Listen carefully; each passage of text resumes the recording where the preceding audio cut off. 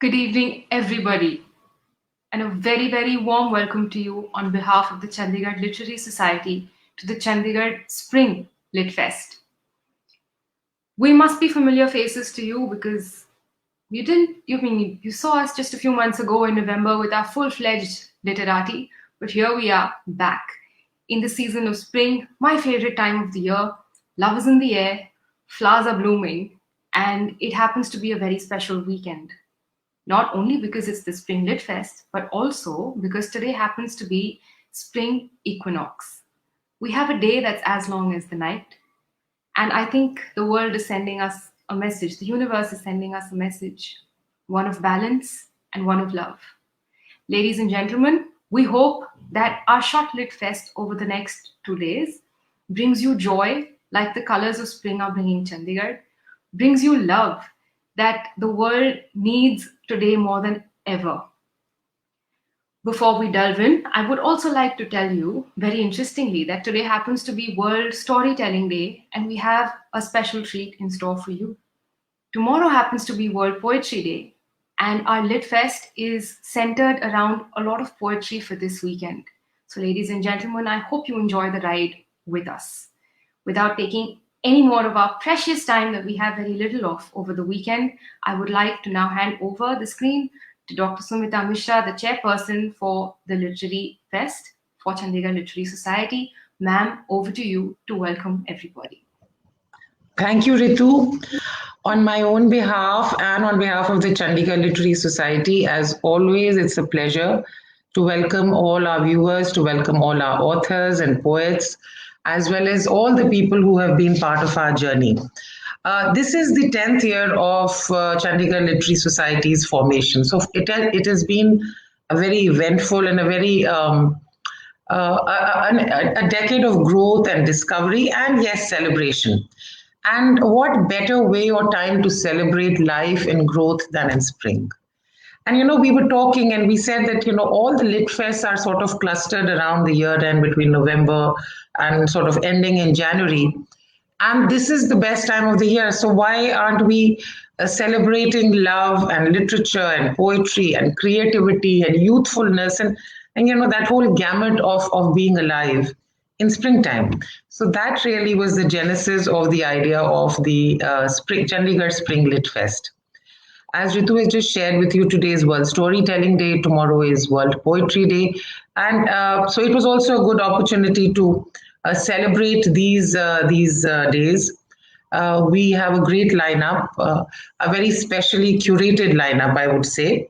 On day one, we opened with Isha Yadav, who herself is a poet, and she will be sharing some of her writing specifically on the pandemic.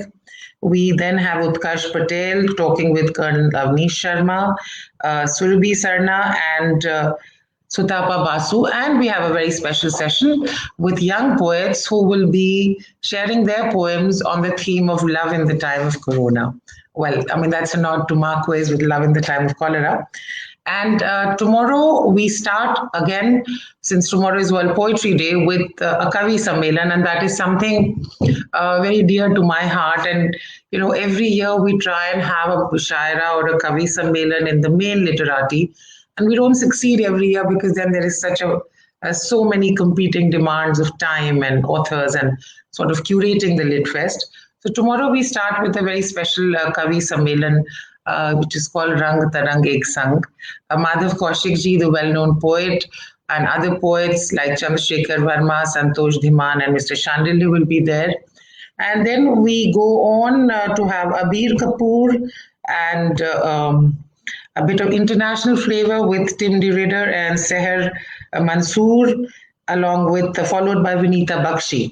And we have a spotlight session tomorrow with the famous Kishwar Desai talking about her recent book, The Longest Kiss, as well as other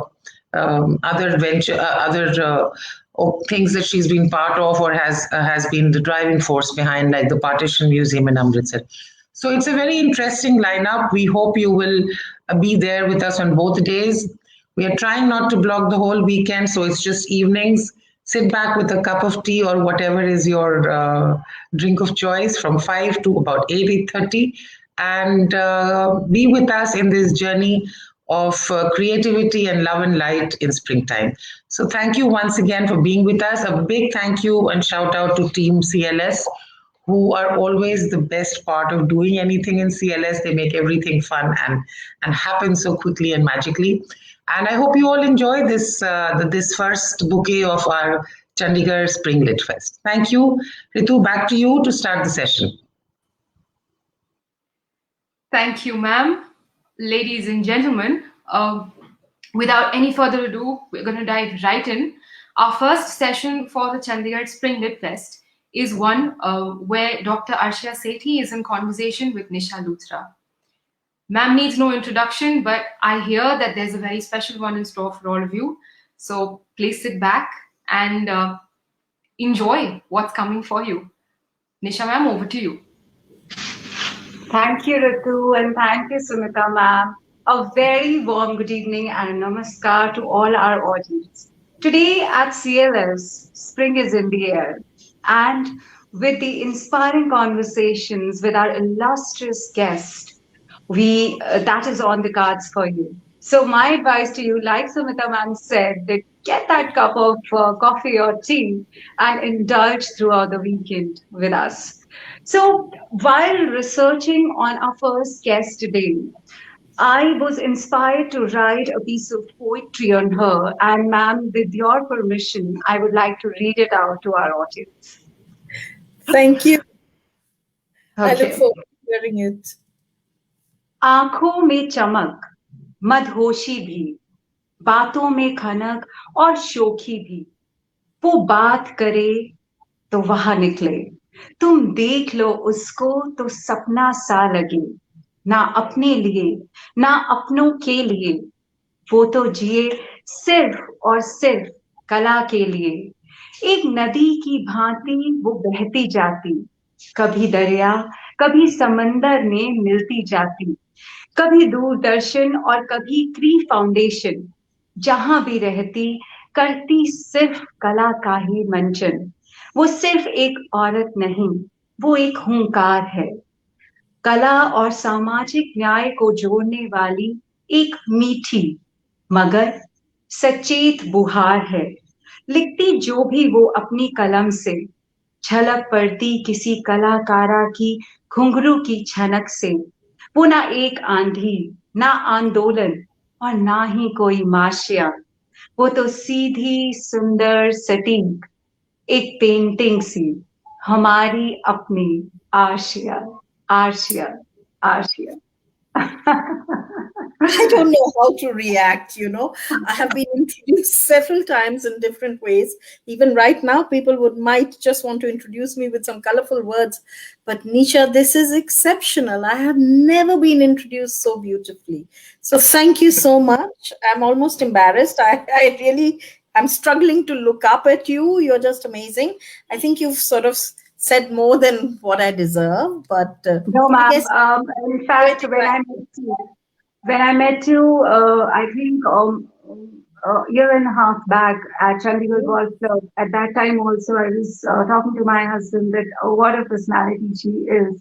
And I went back home and I researched on you, and I was even further inspired by the body of work that you do. So, after the poetic note, I'm going to talk about the serious groundwork that you have been doing. Twice a Fulbright Fellow, first at Lincoln Center and second with University of Minnesota, former dance critic with Times of India, a well-known face of Doordarshan, became advisor to D.D. Bharati in 2014. She was a part of the team that had set up India Habitat Center in New Delhi and was its creative head almost for a decade. Dr. Sethi runs the Cree Foundation that promotes arts, activism, and social development sector. She writes a popular column called Soch in an issue around dance for the largest dance portal in India called Nartiki.com.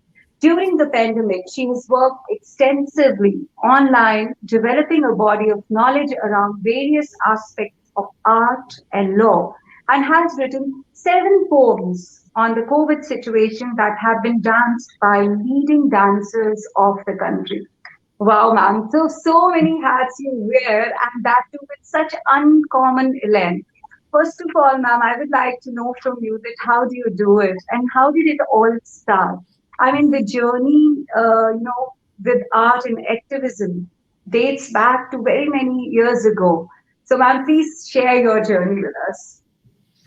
You know, it's true that I have worn many hats, but the day has 24 hours and they really stretch quite long, so you can achieve much as long as you keep changing your hats.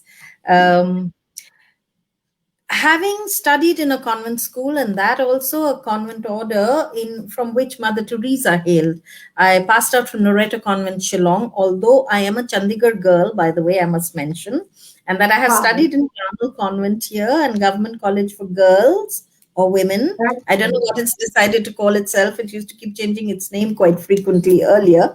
But great. since I am a student of Chandigarh and I've lived here for long, I've cycled on the roads of Chandigarh, swum at the club, skated at the skating rink, walked in Leisure Valley, and the fact that's going to surprise you is that I used to represent Chandigarh for cricket, the national level cricket, and I was selected for the Indian women's national cricket team, the first one, which was to play Australia in 1975. I was 14 years old, but my parents thought that this was quite an unnecessary pursuit. And rapidly, since my father was very prone to being transferred, he was in the government, we went off to the north and I lived in Nagaland and then in Shillong, where I studied at Loreto Convent. I had met That's Mother great. Teresa there, and the influence of Mother Teresa, my favorite story amongst the Sikh stories or Sakis, is Bhai Kanhaiya. So, all of these things I think worked inside me. I did not know how much they were going to have an impact outside. But I do see now, point by point, this journey, as it were. The first thing was that at university, at the entrance exam, there was an entrance exam for a special scholarship. It was 100 rupees a month. I won that scholarship, and all the 100 rupees, which were actually 3,400 rupees over 3 years, were given to Mother Teresa's Nirmal Hriday home in Delhi. So I see this whole pattern continuing. And when I set up Cree Foundation, which, by the way, the setting up of which is an act of thanksgiving, I followed a very strong pattern of giving back. And the 10th year of Cree Foundation, we actually started a programming vertical called Dasham Dakshinam, the giving Hmm. back in the 10th year.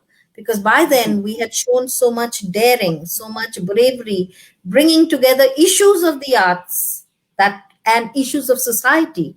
So through arts, we looked at this Muslim personal law. We looked at environmental issues. We looked at used the arts to work in the jail, Tihar jail, for many many years. So the journey is checkered. It's multi-hued, multifaceted, but very satisfying. That's great, ma'am. It is giving me goosebumps listening to your journey, ma'am. So, ma'am, from Doordarshan to OTT platforms to virtual interviews, how has the canvas or the stage has shifted for the artist in you? I mean, how has the expression changed? How have you felt that the times have changed for all of us? I think that the journey that you're talking about from Doordarshan onwards, Doordarshan itself was democratizing the arts. You were reaching the largest number of people you had ever reached through Doordarshan.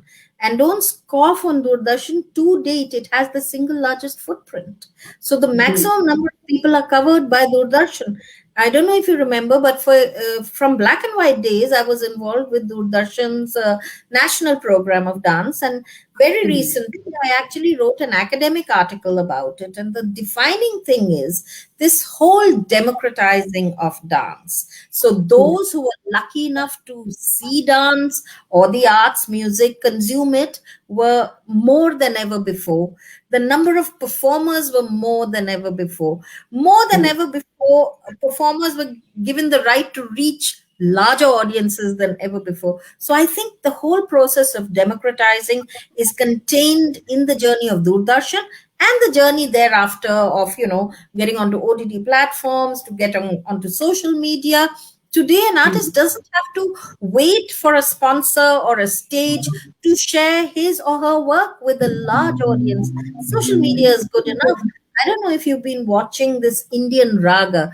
It's actually originating from the United States, but overnight it becomes a sensation because they're working with Indian arts with an international look and feel to the presentation, and they release it on social media, and it starts trending in the arts field. I mean, it's not trending compared to politics and many other things of films that trend, but it does trend a lot. So I think that all of this is really good for the arts. And let me point out one other way in which it's good for the arts. For too long, we had talked that in India, copyright is not taken seriously, plagiarism is not taken seriously. Well, the minute you try and use the filter of social media, copyright issues just disappear, your performance may disappear, and that is what led me to work on arts and the law. I felt that artists in India were not knowledgeable enough on how tough the law is on certain things, and that it was time to change and grow with the new conditions and new circumstances.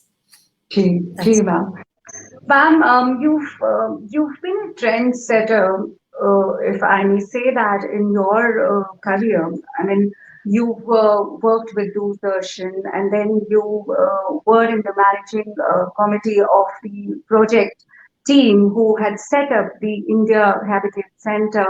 Then Cree Foundation. There's so many things that have been trend setting in your span of career. So, man, external challenges would be there, but I would really like to know from you that what were the internal challenges as a woman that you had to go through? Because you had a family to look after, but you had been doing some great work in the past, man. So I would like to know your internal struggles as a woman. So the first thing I would like to clarify is that the challenge didn't stop in the fact that I took on new areas, or I would push the envelope further, and I would be quite persuasive about this. It also includes the fact that I was a single mother to two male children. So Okay. that is a very interesting journey. And I often say that my last reinvention is not going to be the scholar. My last reinvention will be when I finished all these responsibilities. I want to look at my life and laugh. So I would really like to be a stand-up comic and share the tribulations of trying to bring up two boys, and two little Sardarji boys who are angels and really very cute, but they come with their own dynamics, and I must Exactly. say that they have honored me by being interested in the arts, and more interested than most people in the arts, and are quite reverential, and they touch the feet of gurus and all that. But Okay. that journey was quite a journey by itself. Now let me talk to you a little bit about what were the challenges. So the challenges were many, but I really was lucky. I did not suffer so much.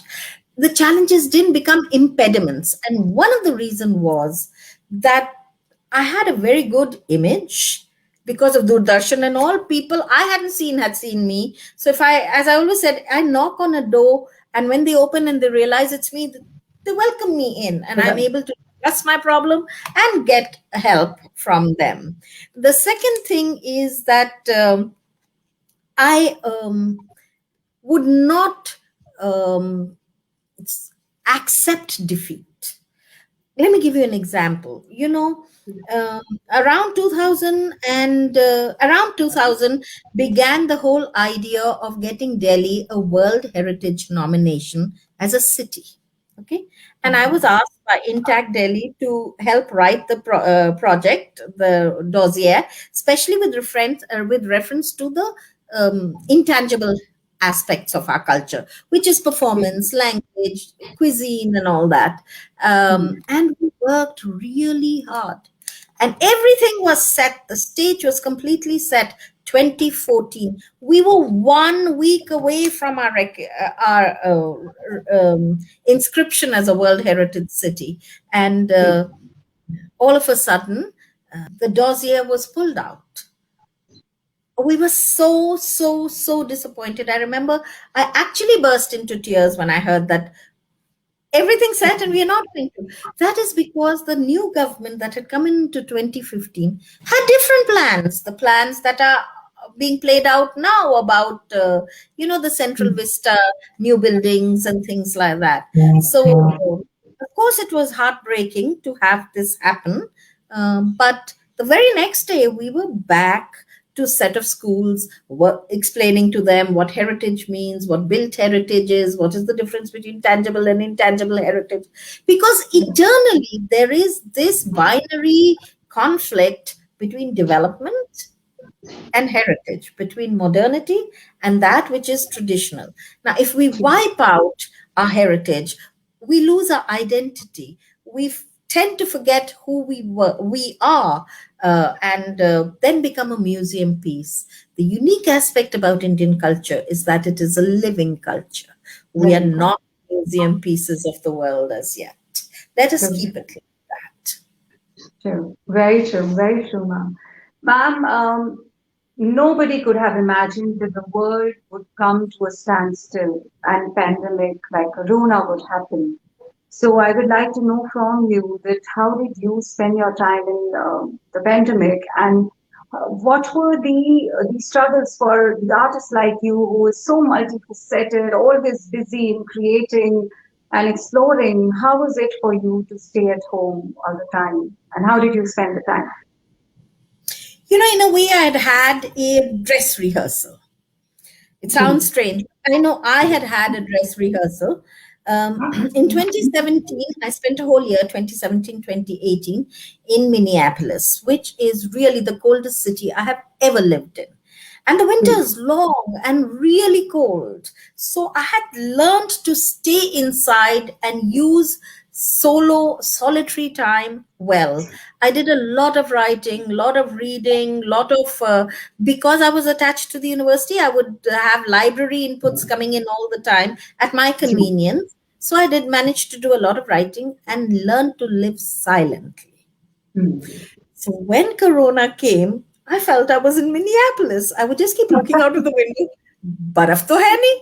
Why am I sitting inside, to remind myself, am I in Minneapolis or am I in Delhi? So I really ended up using then that solitary, really strange time when we weren't really cut off from the world. There was some feed-ins coming in, and every feed-in made us more grateful for the fact that we were there and not suffering as so many others did. And that also convinced us that, the only way is to give. The only way is to think of the other and stop being selfish. Ye sab to yahi reh jayega. You really want to have diamonds twinkle in your life? Do for others. And I use the time quite fruitfully. As you know, the first thing is that the importance of those series on arts and the law and the many babies it has birthed, whether it is workshops on sexual harassment in the arts, or it is, a deeper understanding of contracts.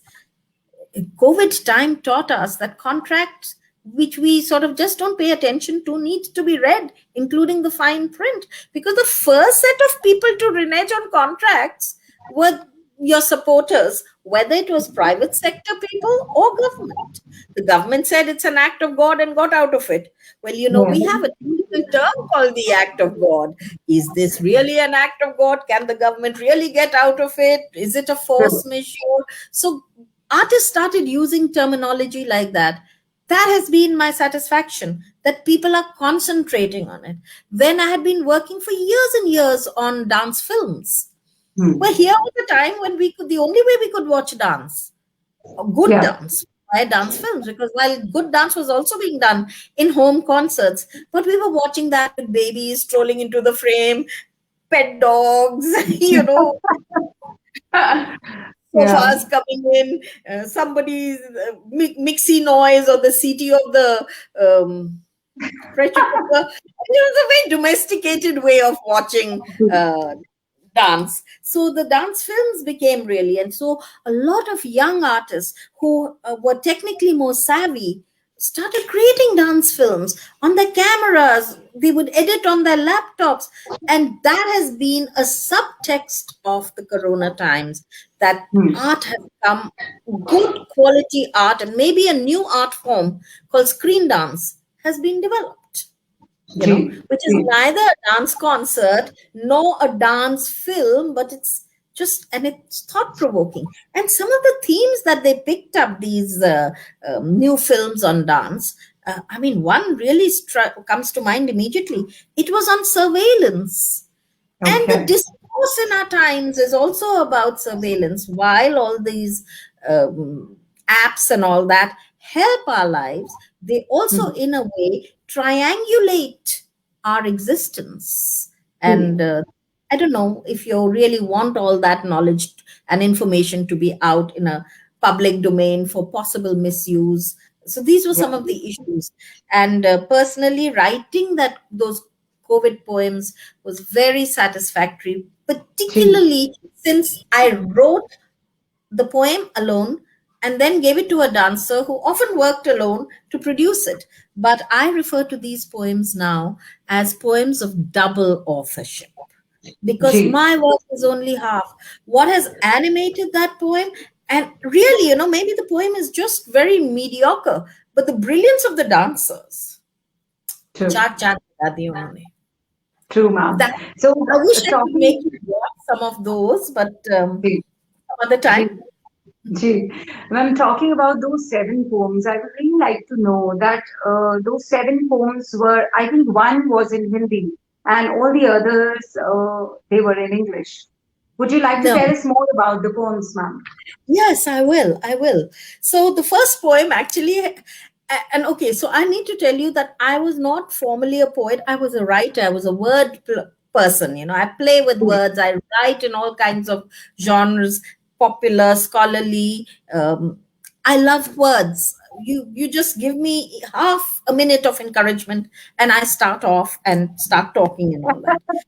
Poetry had been something in my Chandigarh days. I used to write poetry, and it was Okay. stupid love poem, which was like first crush kind of poems.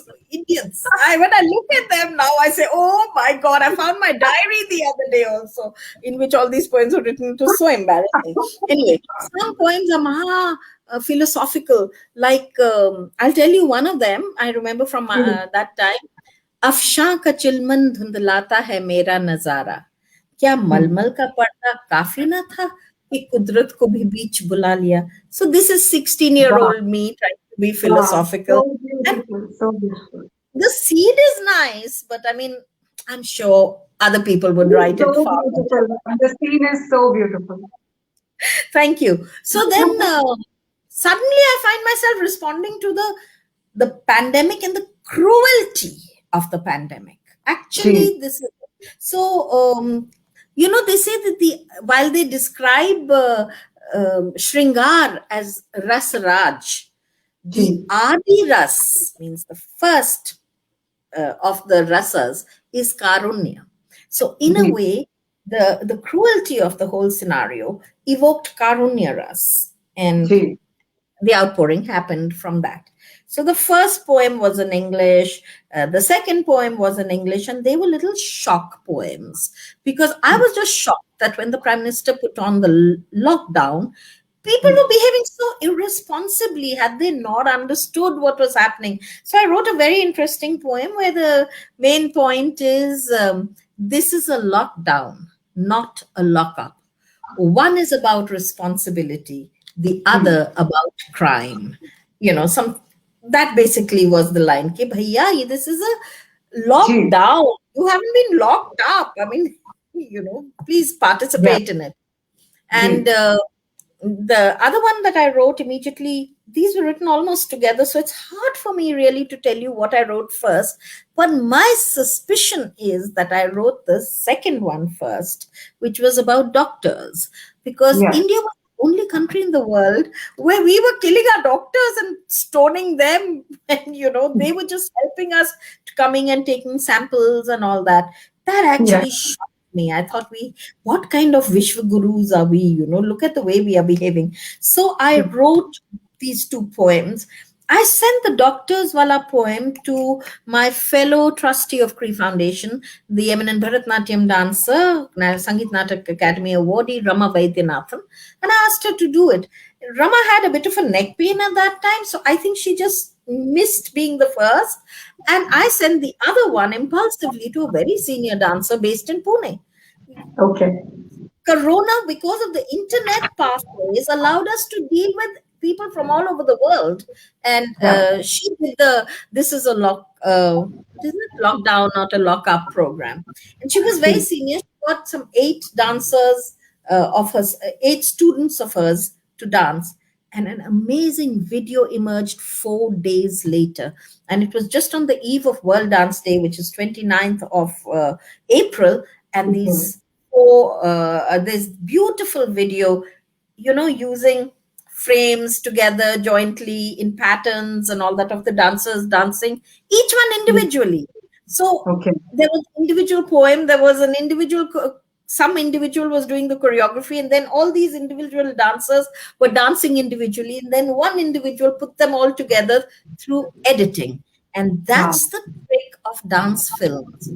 The real choreographer of the dance film is the editor, who chooses what to keep and where to put it, and a whole beautiful image emerged.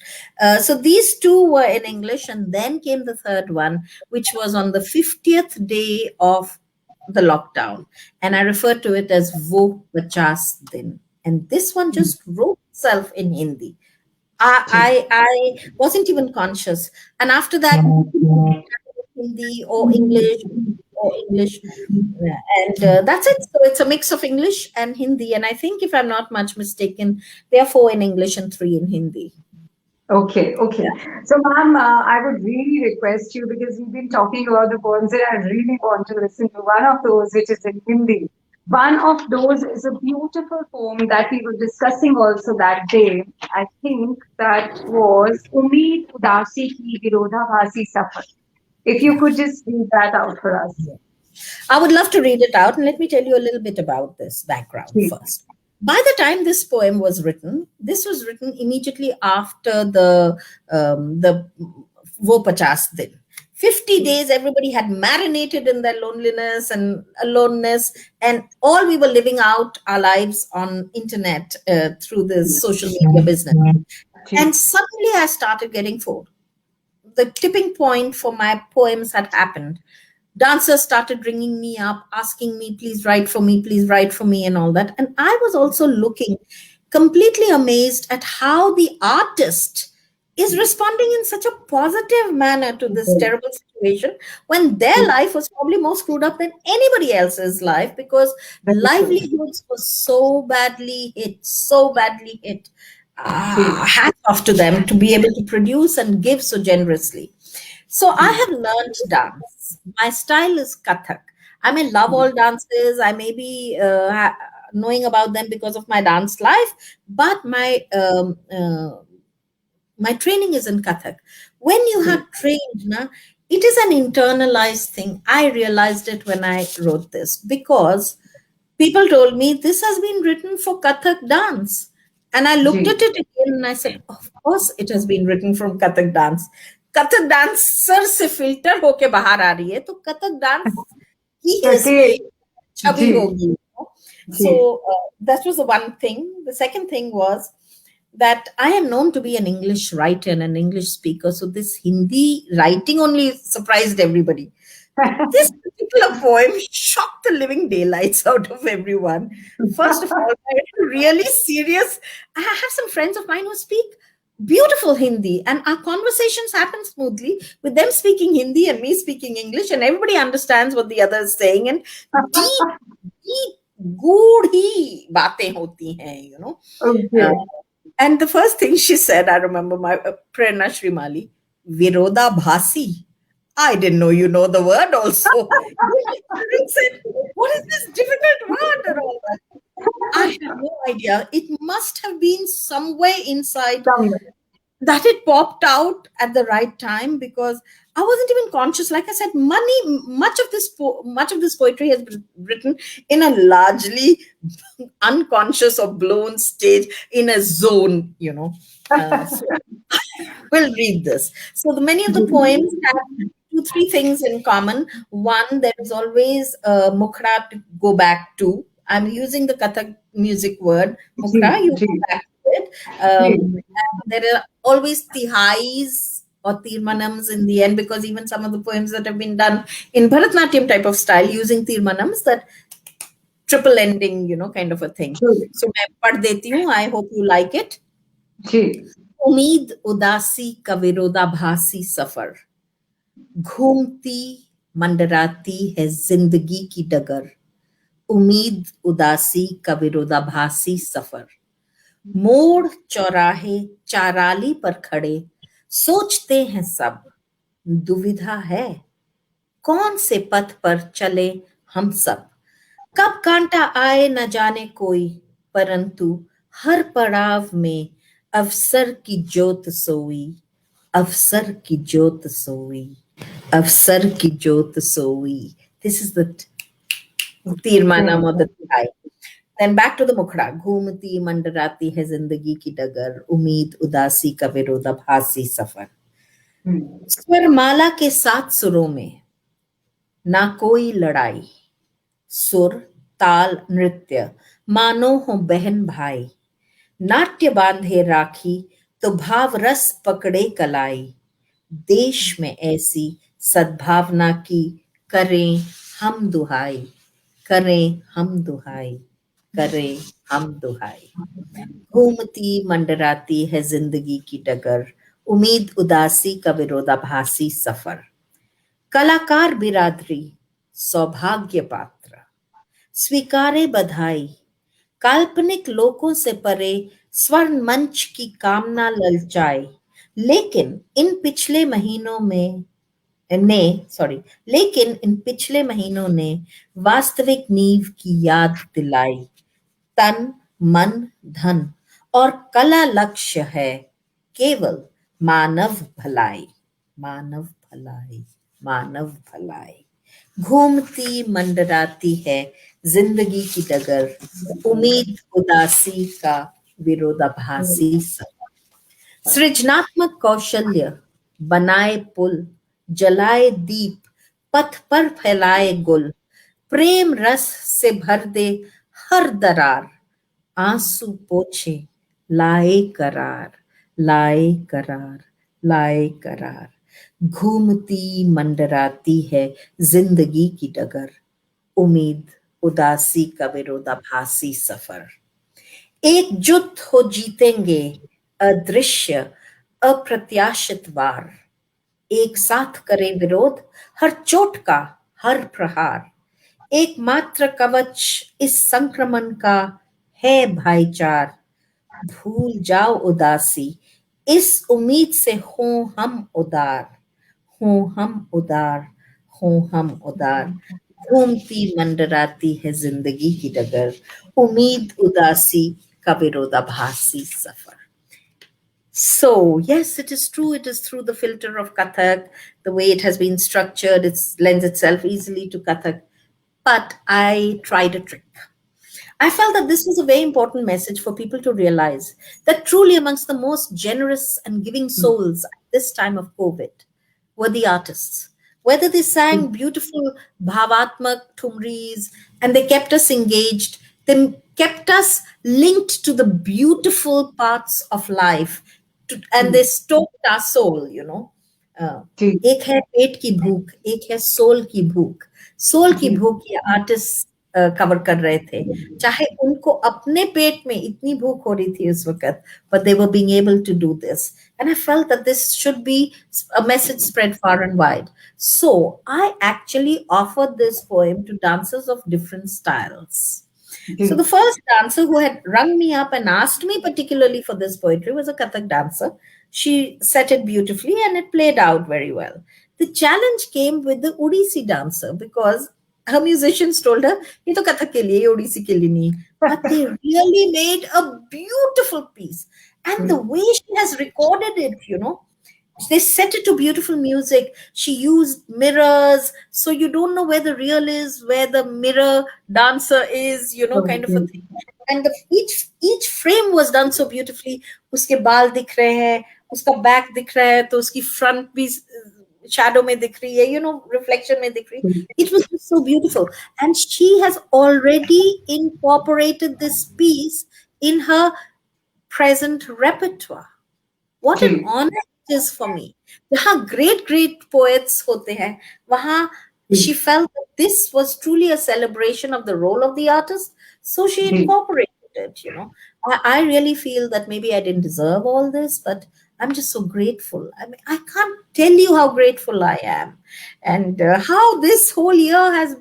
I will never forget it. When I will be lying there, saying goodbye to this world, these memories will come to me and there'll be a slight smile on my face on how we did this year, how difficult it was, and still we did it so beautifully. Hats off to the art. And ma'am, the your poem is still sinking in, and that is why I'm in so much awe of the words that you just said, ma'am. Abhivyakti or Abhinay is so well amalgamated in our dance styles in India.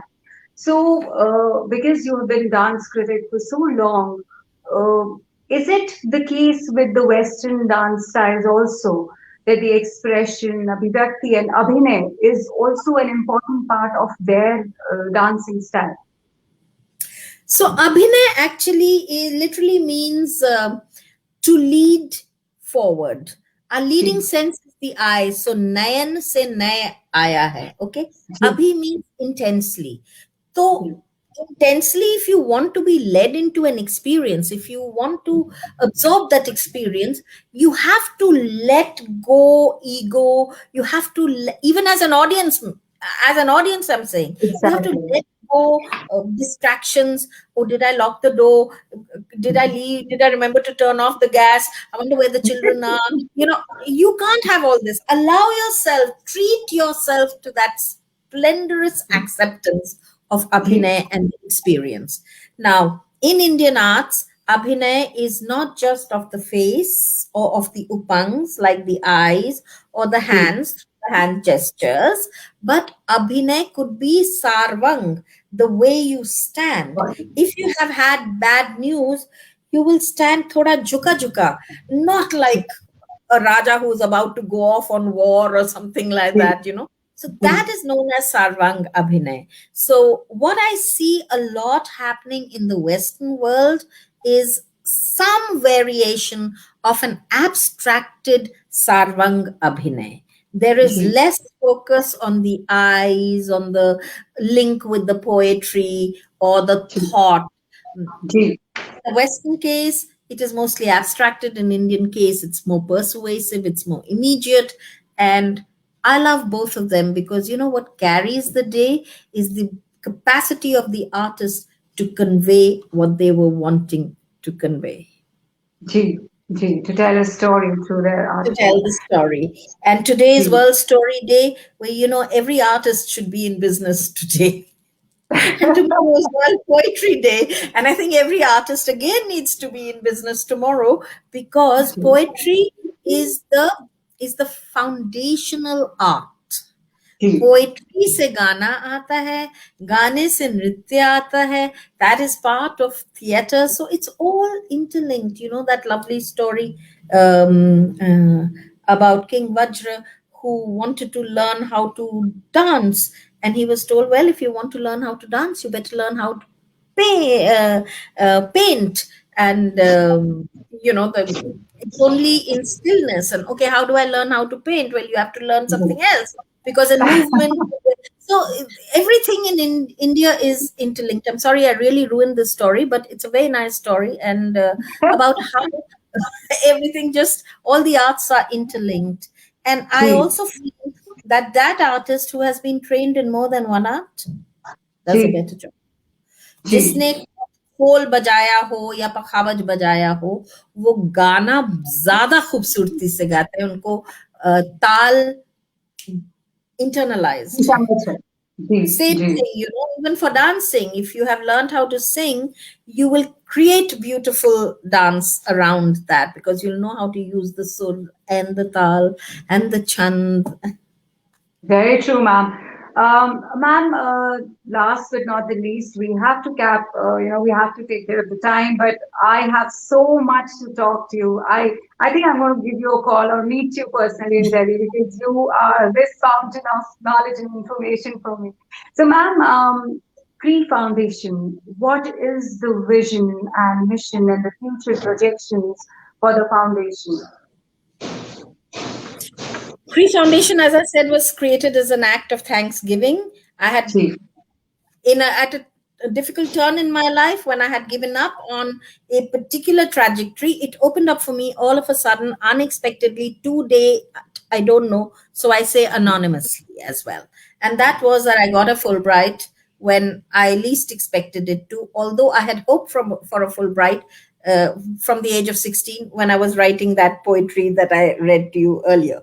Okay. ji, Suddenly I got this chance and the world opened up for me. So it was, I wanted to say thank you. So how do I say thank you? With the thing that I loved the most, and that was ji, the arts. So Cree Foundation's primary purpose, and often people believe only purpose, was to promote the arts. But actually, we promote the arts with an eye on social development issues, and they could range from environment, climate change, to gender, to law.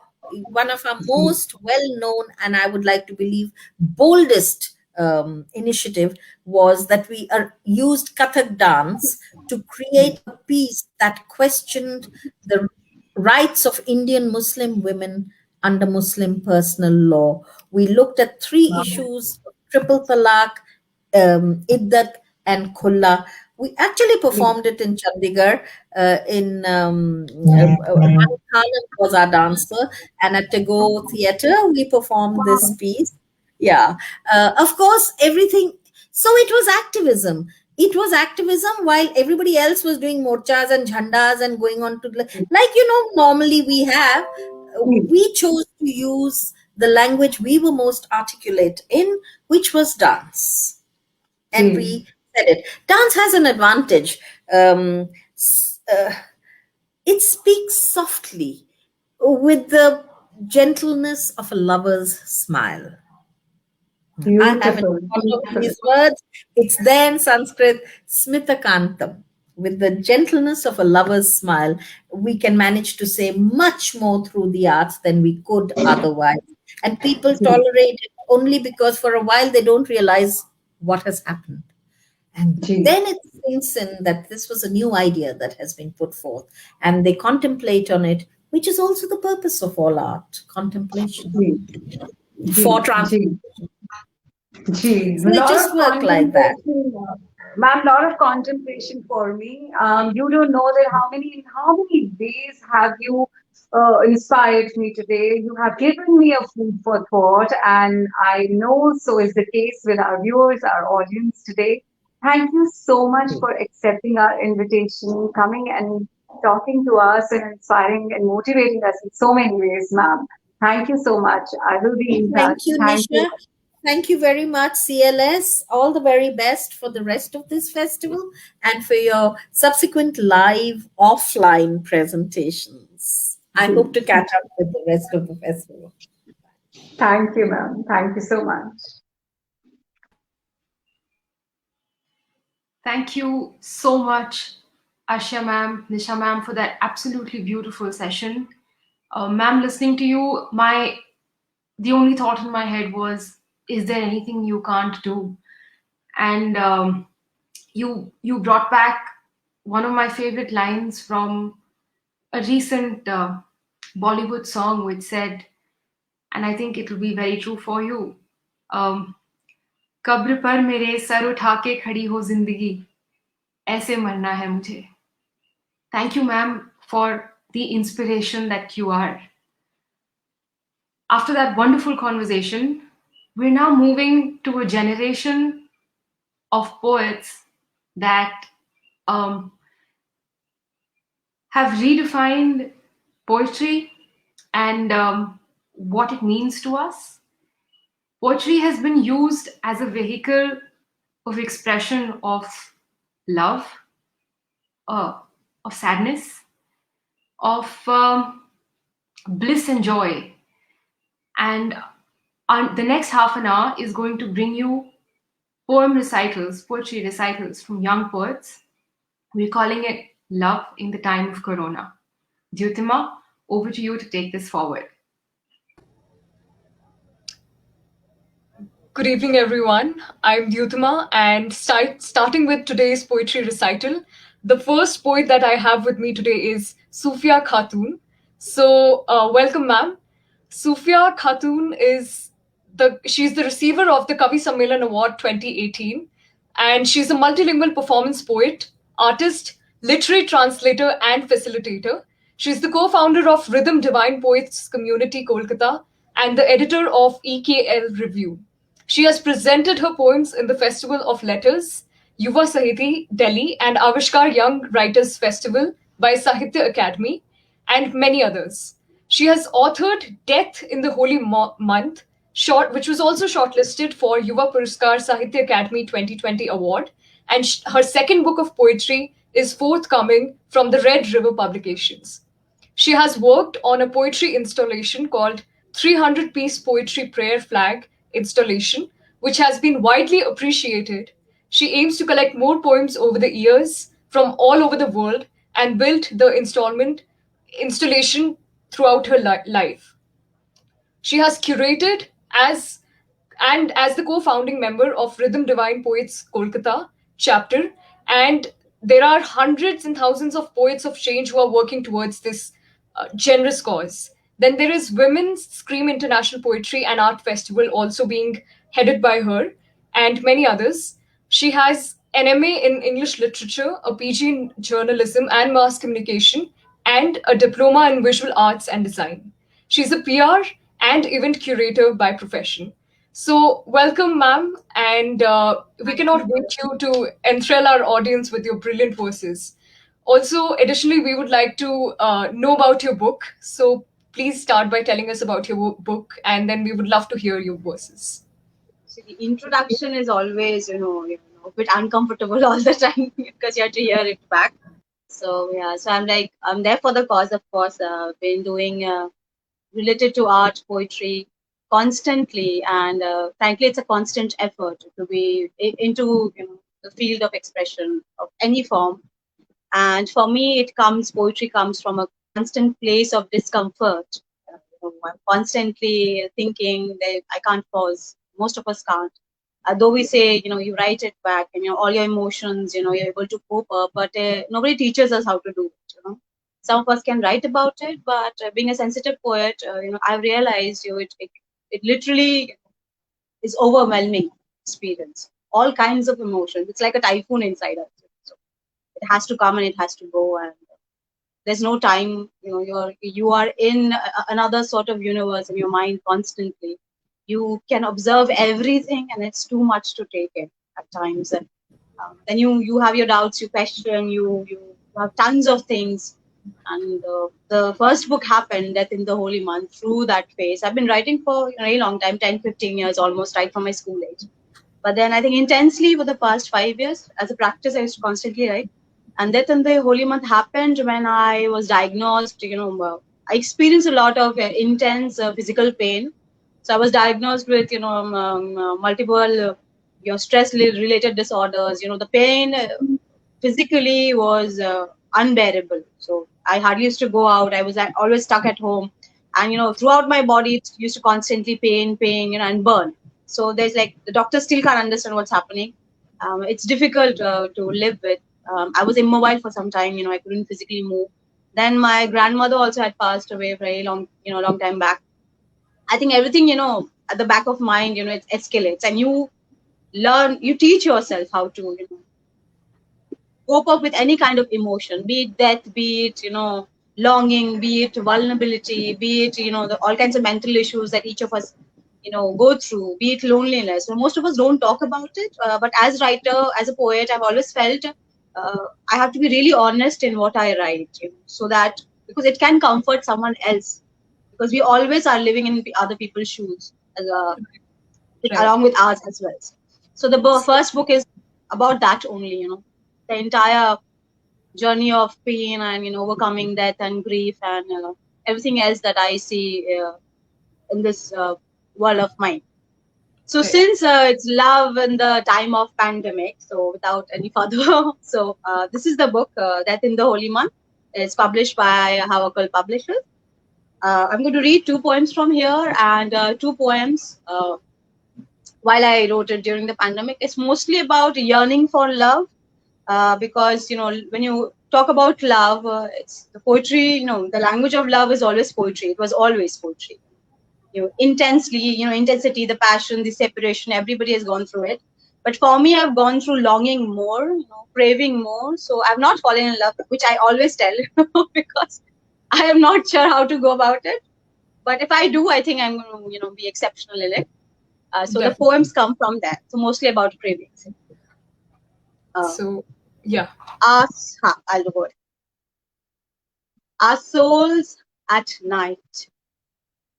Our souls at night soak the empty beds, feel the pangs of flaked skin and dust gathering around through the week. Our feet rub against each other for warmth. The nights are cold for the lonely hearts.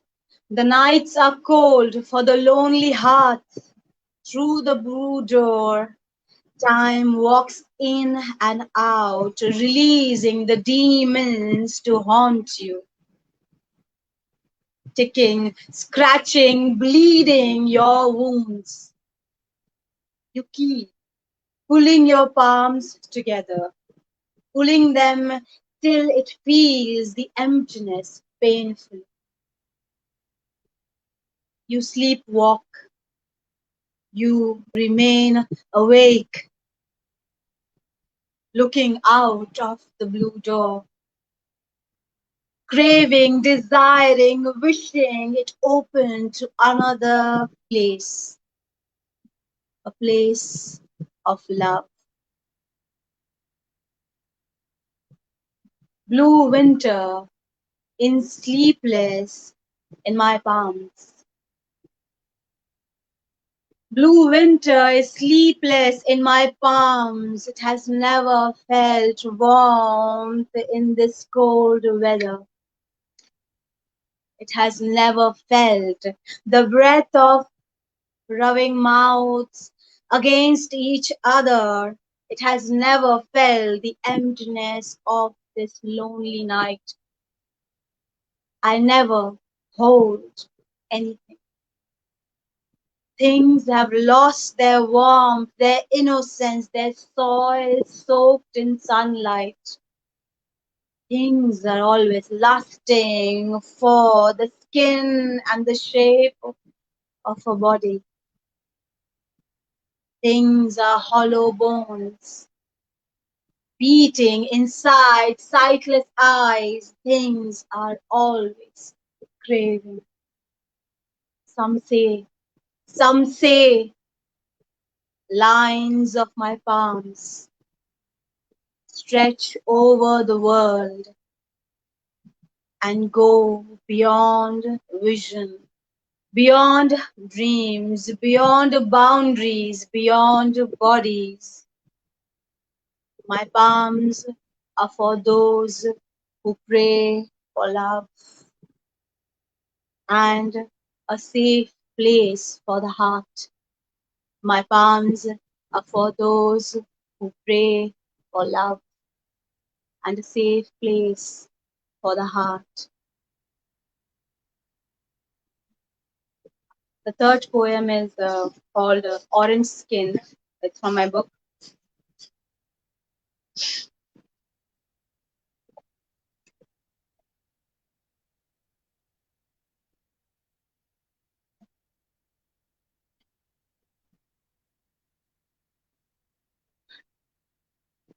My skin, my skin is orange, slowly losing the pulp, decreasing, decaying, The orange dress hangs aspiring, stinking, a reminder of my flesh. Side stone reveal the orange insomnia I once was. Under the orange sun, setting below my window, I sit to dry my soul. It is wet with longing. The color of solitude, painted well on my face, was content to reach its end. Wrinkled marigold on the picture, smell of a forgotten summer.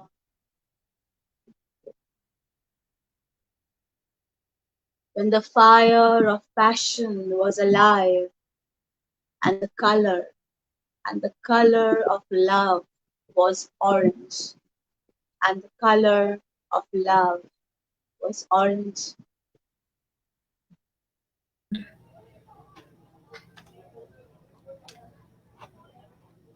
The other poem is called Love Ma. I hope I have time to do this. Yes, ma'am.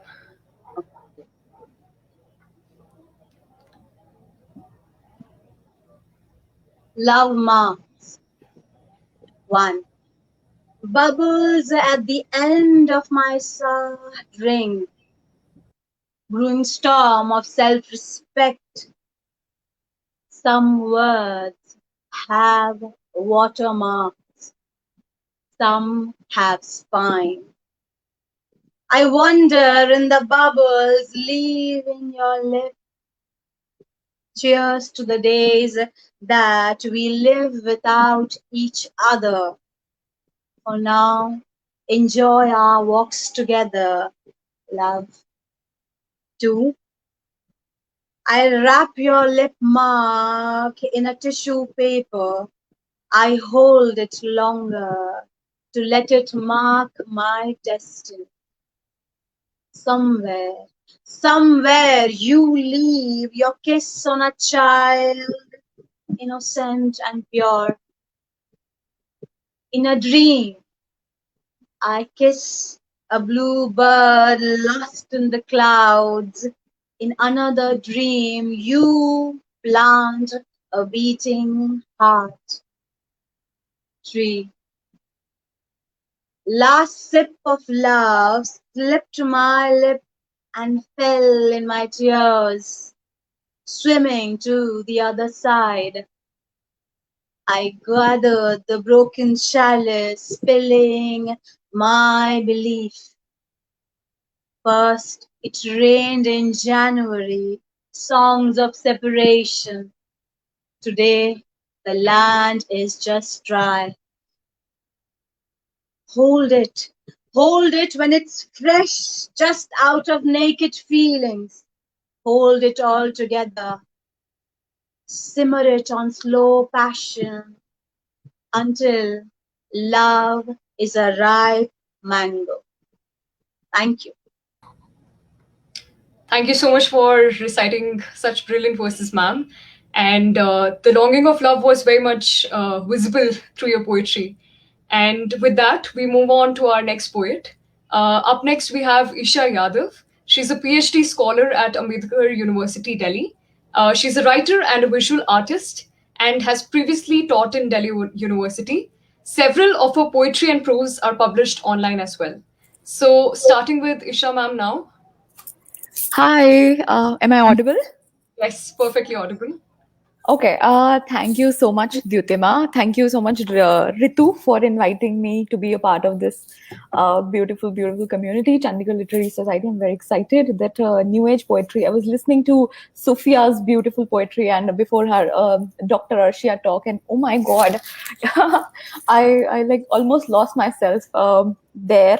So that's like a beautiful collection of curated events and beauty that you have there. I don't know if my poetry can do justice to that, to your collection, to your expectations. But I'll start with something because since like the theme is love in the times of Corona, I have. I have like two pieces that I want to perform, and then I like look at Dyutima for for signal if I have time for more. And Dyutima, just like stay online and like let me know if I have. I just want to Sure. absolutely Sure. stick to your to your timeline and everything. That So would be great. yeah, so the first one is called one of my poetry the first one that I'm performing is called Modern Day Lover. Um the reason I wrote it, the place it comes from is because I was hearing a lot of my friends who've been indulging in, app dating and for trying to find a partner, especially in the times of Corona, and how loneliness takes a fun turn when you are interacting with a new person, but everyone in that state of flux and everything, and the kind of people you meet. I mean, kind of. Man you meet on the dating app, and what are your reactions and everything. So this is coming from my interactions. It's a fun poem. It's very light-headed. I hope it offends no one. Let me just begin with that. Modern day lover.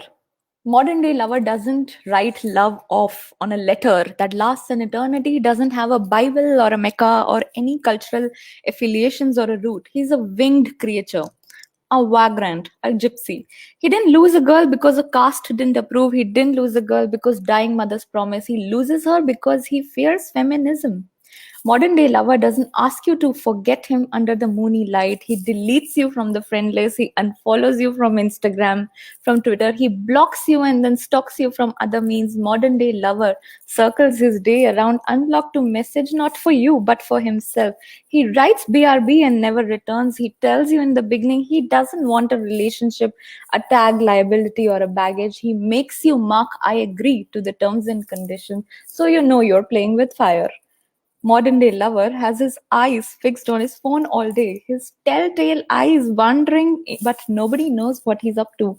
Modern day lover doesn't dwell on one love, one romance, one affair that lasts a lifetime. Modern day lover, he's tindering in disguise.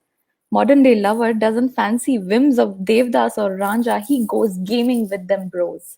So you can wait for the double tick all your life, but because modern day lover is confused, but he likes how he's going.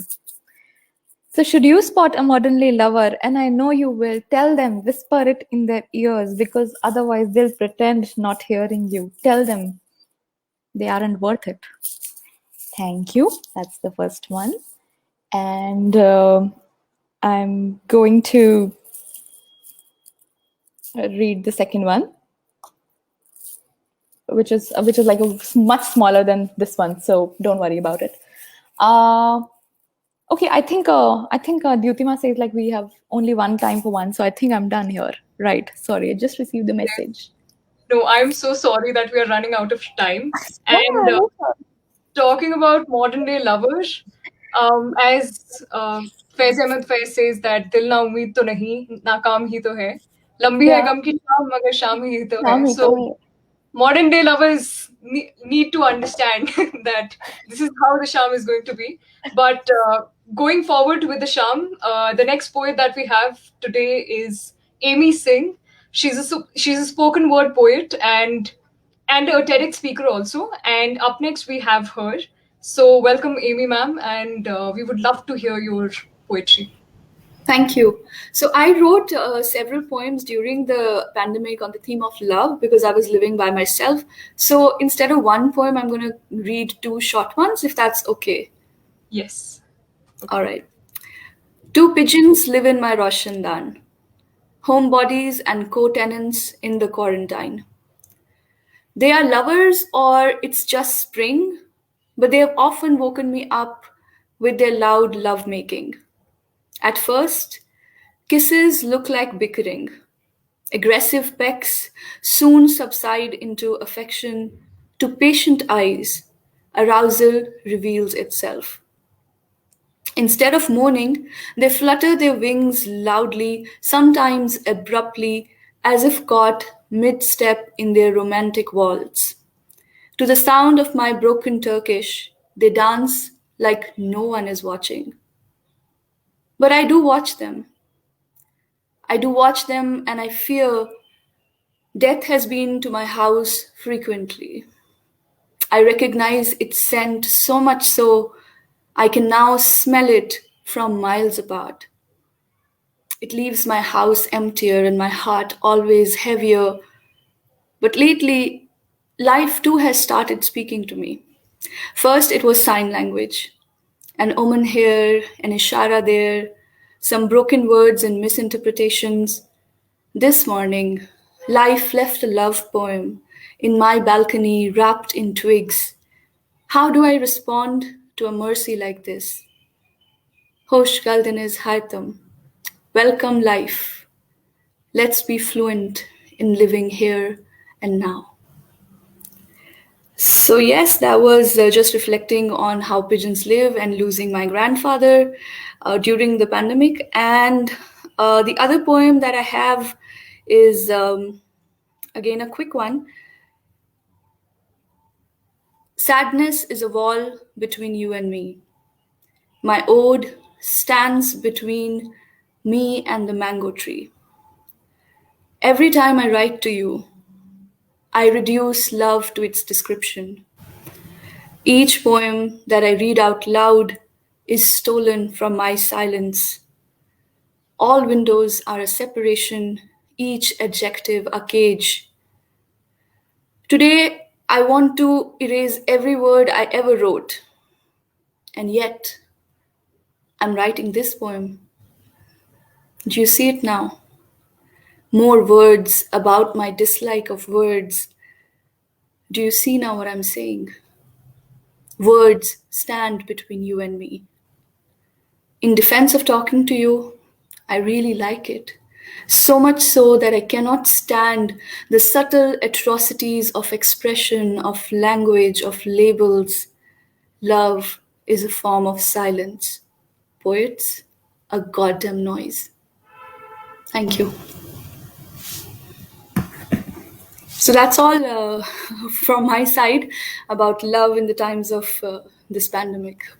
Thank you so much, Amy. And I'm sure that our audience would have resonated a lot with what you wrote. A lot of people lost their, loved ones.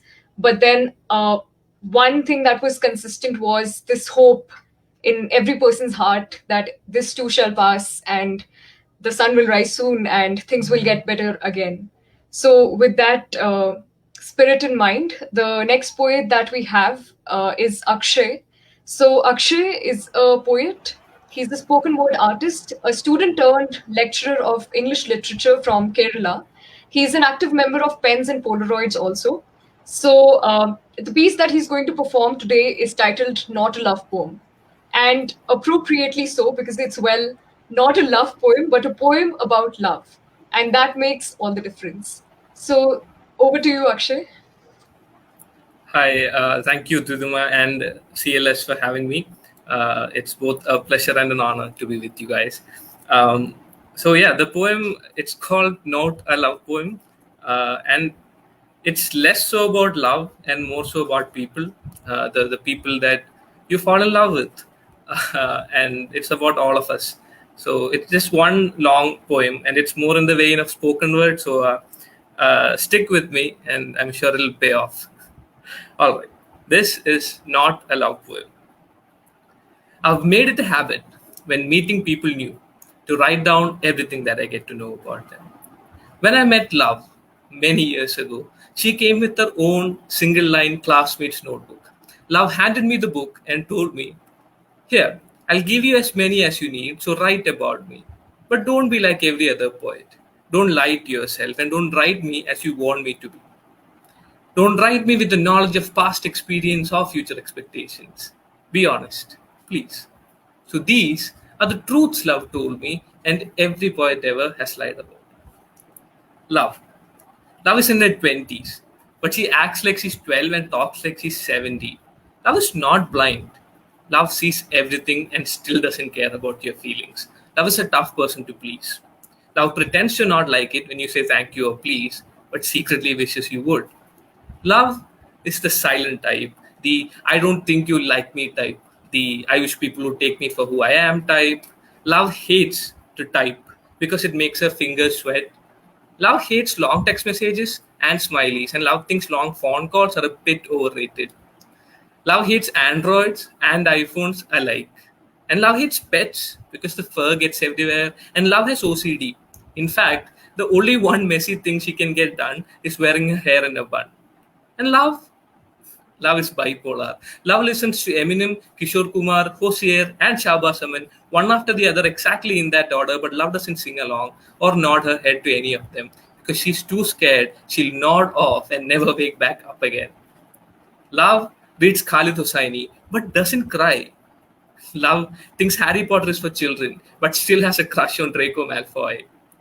Love is old school, but she likes to dress modern. Love is old school, like old schools. Nostalgic, but it gets smelly sometimes. And the ventilation is so bad that it gets hard to breathe. Like how love makes you gasp for air. Love isn't all sunshine and daisies, but on the days she storms and rains, you can't take your eyes off of her. Love doesn't have all the answers, but love will ask you if you're okay.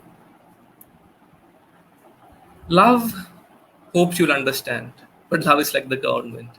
It just doesn't make sense sometimes. And love wants to be unconditional, but love just doesn't like the same things that you like. And love hates your mom.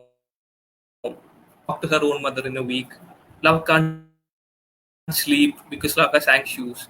Love dreams of traveling alone, but she's too scared to go out at night or alone by bus or rickshaw or even walk because love was molested when she was 7 and again when she was 13.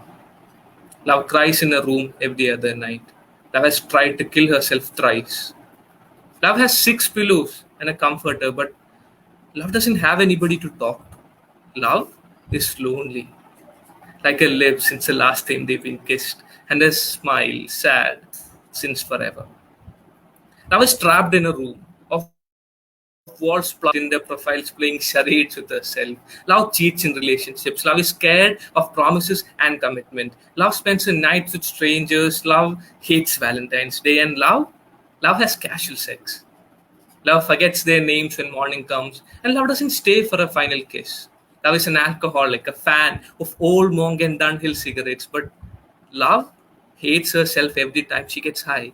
Love blames everybody except herself for the pain that she feels. Love will tell you that she's okay, but she's not. Love can't stand her own reflection in the mirror on her bedroom wall. Love, love hopes you'll understand, but love isn't perfect. Love is trying her best, but often her best falls short. Love is confused and clueless. Love is unsure. Love might stay for a decade and then leave the next morning. Love wants to run away. Love wants to give up. Love doesn't deal in clarity, but in vague necessity. But love is the most beautiful person I know because love sees a bit of herself in everybody she knows. Love tells me that she's me, and love tells me that she's you. And 600 classmate notebooks down the line, I realized that love is that part of us that just wants to be loved. Thank you. Brilliantly recited, sir. Thank you so much. And it's true that love, as an emotion, it displays a spectrum of different layers to it. So, and as they say, sometimes the only thing that is making you sad is also something that is making you happy. So it becomes difficult to select and filter out the emotions when you're dealing with something known as love.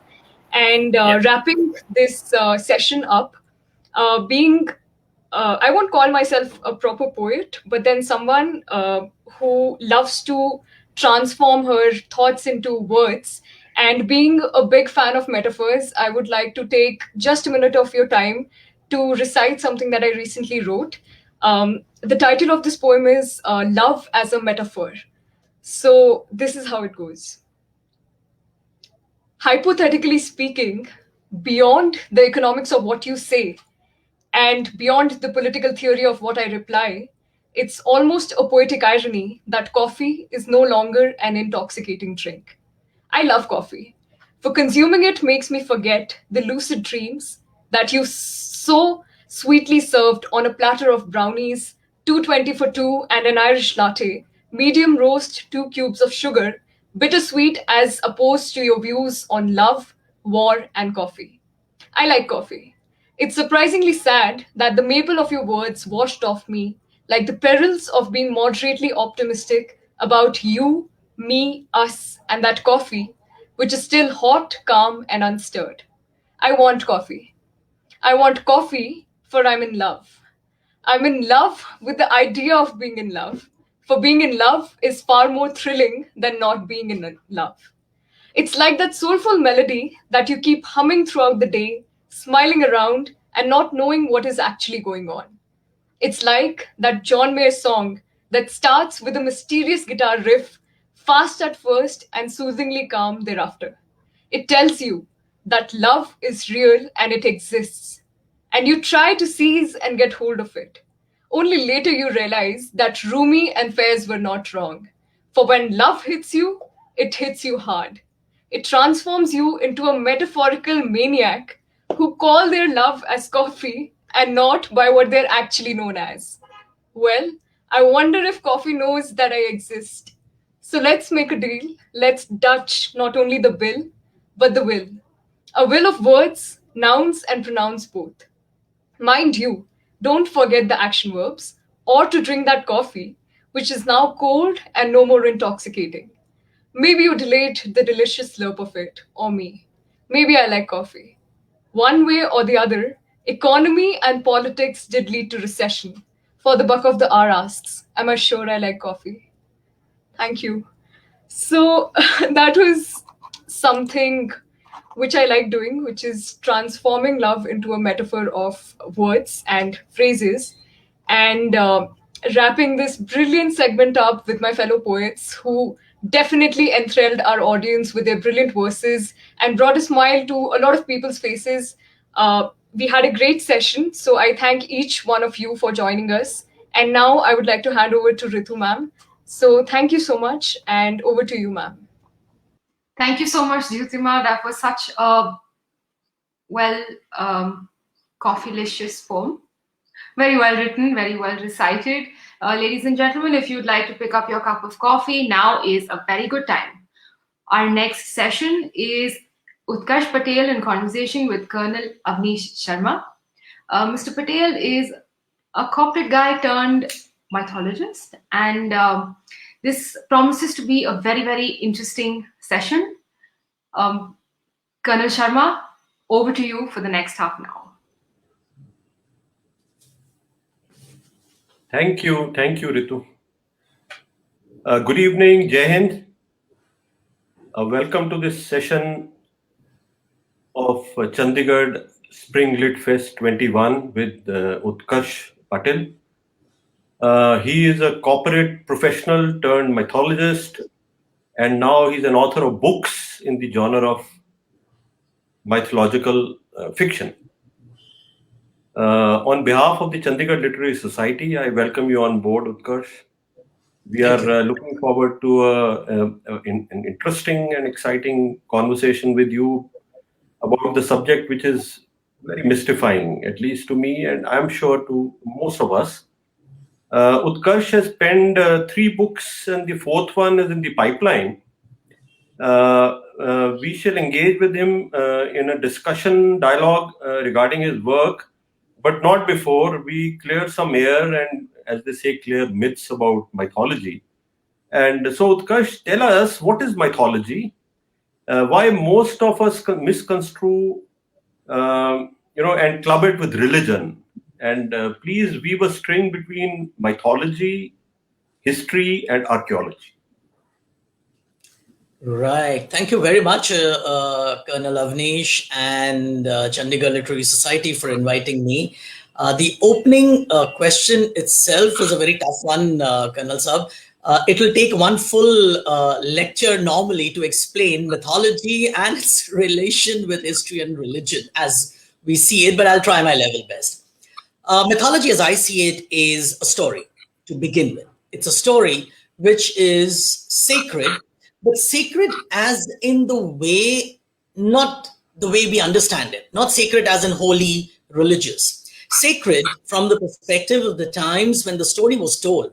People very strongly believed in it, and they handed it over traditionally to different generations. They believe very strongly in whatever they were told as stories. And that's why we call it sacred. We do not mix it up with the sacred meaning the way we see it now. Mythology is a subject which needs to be studied because through mythology, you also understand a particular culture, how they saw things from where we were to where we are. It's an entire journey that needs to be understood through the study of mythology. You know, a lot of people ask me, what is there to study? It's story. Yes, it is a story, but the stories need to be understood in its context. The stories needs to be understood why they were told in the first place. Not somebody was not just weaving yarns, you know. These stories have a purpose, and that purpose needs to be established. What is the connection with history and mythology? Well, one can always say that what you heard as a story could have some bearing on the past. For example, if an author writes a story in the backdrop of a recent disaster, right? Let's say somebody's writing a story in the backdrop of the pandemic. You know, all of us were under a lockdown. The story remains a story, but the pandemic is history. So the setting could just be historical. The event could just have happened, but that event is something that has been picked up, and that event, around that event, maybe an epic was written. As I said, maybe an epic was written. So we believe that in some myths or in the epic, there could have been an iota of reality or an iota of an association with the pastimes. So, to that extent, we can say there is some element of history. Religion. Now, that's a very, very dangerous ground to tread. But nonetheless, we must understand the first thing is that mythology was the creation of an early man. Early man who was probably trying to grope with understanding of natural phenomena, cultural phenomena, social aspects, behavior, nature. When man was groping with all this is when he created myths. But religion is the creation of a very, very intelligent man or a set of men. Also, religion has an element of philosophy of do's and don'ts, how to behave, what to do, how to appease, how to take care of, whole lot of things. Religion might have borrowed extensively from the past mythology. So your mythical heroes over a period of time could have become religious entities or gods. It's never the other way around. So there are distinct, parts to it. In Indian scenario, our myths and our epics and mythologies become our religion. Along with religion comes a lot of philosophy. Along with philosophy comes a lot of mysticism. And thus today we have a whole big, colorful ball, which has different elements. So when you study mythology, we have to weave out certain aspects and take that exactly that way. But collectively, what we have is a very, very colorful ball, is the way I would probably leave it. That's very well said. I think you are just following the World Storytelling Day to letter and spirit today, and your work is all about storytelling. Thank you. Now, tell us, like most of us, we've grown up reading Panchatantra stories, and they were loosely linked with mythology. And what we've noticed, most of us as kids, and later on, even people like you are writing about mythology, and some more authors of your genre, is that there are only blacks and whites which are highlighted, and hardly anywhere have the grays come in. The grays become totally non-interesting, as I would say. Why is it so? Why is mythology only concerning the whites and blacks? That's an interesting question, but let me draw an analogy here. When we talk of black and white, okay, I know you're referring to, let's say, things like good, evil, right, wrong. Absolutely. But if you look at our myths, especially Indian mythology, there is a huge range between black and white. We differentiate between lies and we differentiate between untruth. Let me explain a small. Let me give you a small story briefly. A man had taken a vow to tell truth all his life. He had decided he would never tell lies. Good thing to do in life, right? Never lie. One day, this sage, he was a sage, he was doing his penance, and while at the and he was sitting, and a bunch of people, a group of people, ran through his cottage and they hid behind his cottage. After some time, another set of people came in, and they asked the sage, "Where are these people who rushed in before us?" Now the sage had decided that he's always going to tell the truth, so he said, "They are in my backyard." These people go there, they catch those people, and they kill them. Right? This sage who had vowed to tell the truth all his life. I'll tell you another story. Let the stage be parked for the moment. A man, a hunter, goes to a forest and he suddenly encounters a beast which he had never seen before, but it looked ferocious. The beast had not attacked, but it looked very ferocious. Without thinking, he simply shot at the beast and the beast died. As soon as the beast died, there was a shower of petals from the heavens. And the god said, "Thank you very much, you killed this beast. He was a very dangerous beast." The first man, the sage, goes to hell, but he told the truth. And the second man, he killed a beast unprovoked, without any rhyme or reason. The beast had not even attacked him. He goes to heavens. You see how there is a huge space between truth and lies. We differentiate between lies told for a purpose, lies told for a malicious purpose. Untruth and lies are two different things. So in Indian mythology, we have a range, and this range is very interesting. And you find a lot of traces of it in our epic Mahabharata, where very clearly we differentiate between lies and untruth. So to say that mythology differentiates only between good and evil is not true. We have many shades of gray between black and white. And the unique example is Indian mythology, which very clearly differentiates between truth, untruth, lies. That's a huge gap, I think, and very interesting at that too. I think it's been beautifully explained by you. Truth, untruth, and lies. Wonderful. Utkash, we are also keen to know that when and what kind of happening or an event takes shape of a myth. You see, we are now used to olden times, that has become myth and then it is mythology. And do these myths have a shelf life? I think they have a huge shelf life. They carry on and on. Could you throw some light on this aspect? Let's start from the time when times were during the oral times, oral tradition. So during the oral tradition, we didn't have any other means of storytelling. So you would have bards, they would meet at temple courtyards, they would tell you stories, or they will meet at somebody's house. Some rich, yajman would call them, and everybody would come and listen. And these were stories. These were moments when stories were told, they were interpreted, they were explained, so on and so forth. So stories were initially in the oral tradition. They were handed over by word of mouth. The writing came much later. During this time, a number of people took certain elements, certain events, certain characters, and worked on it. So while at it, somebody focused on a particular character. Some stories were regular. If you tell a kid a story, if the kid likes the story, the kid wants to hear it every day. Despite the fact that the story is not going to change, and the child will keep on saying, "Nee, tell me that story." Because certain children take to certain stories and certain audience takes to certain kind of stories.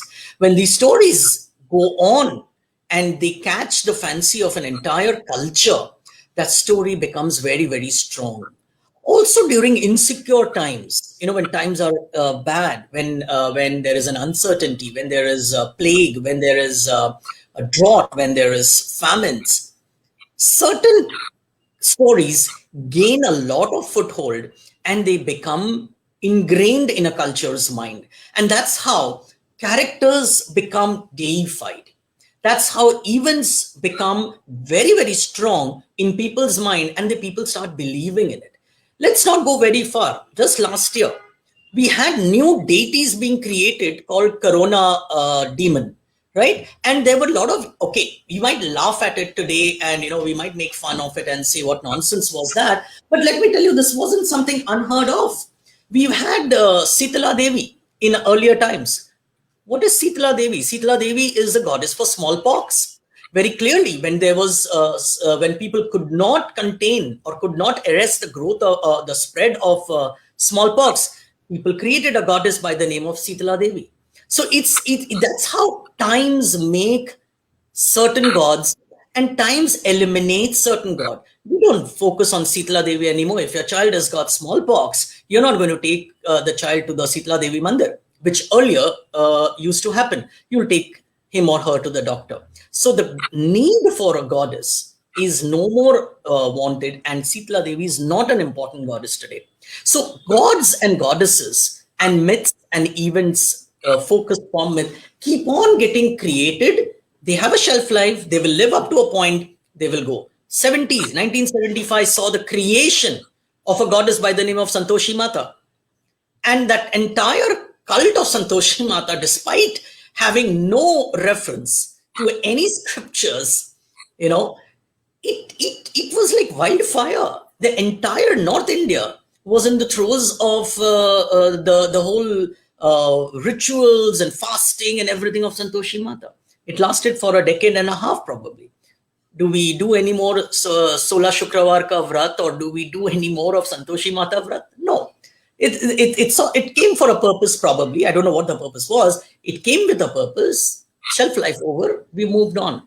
New gods get created.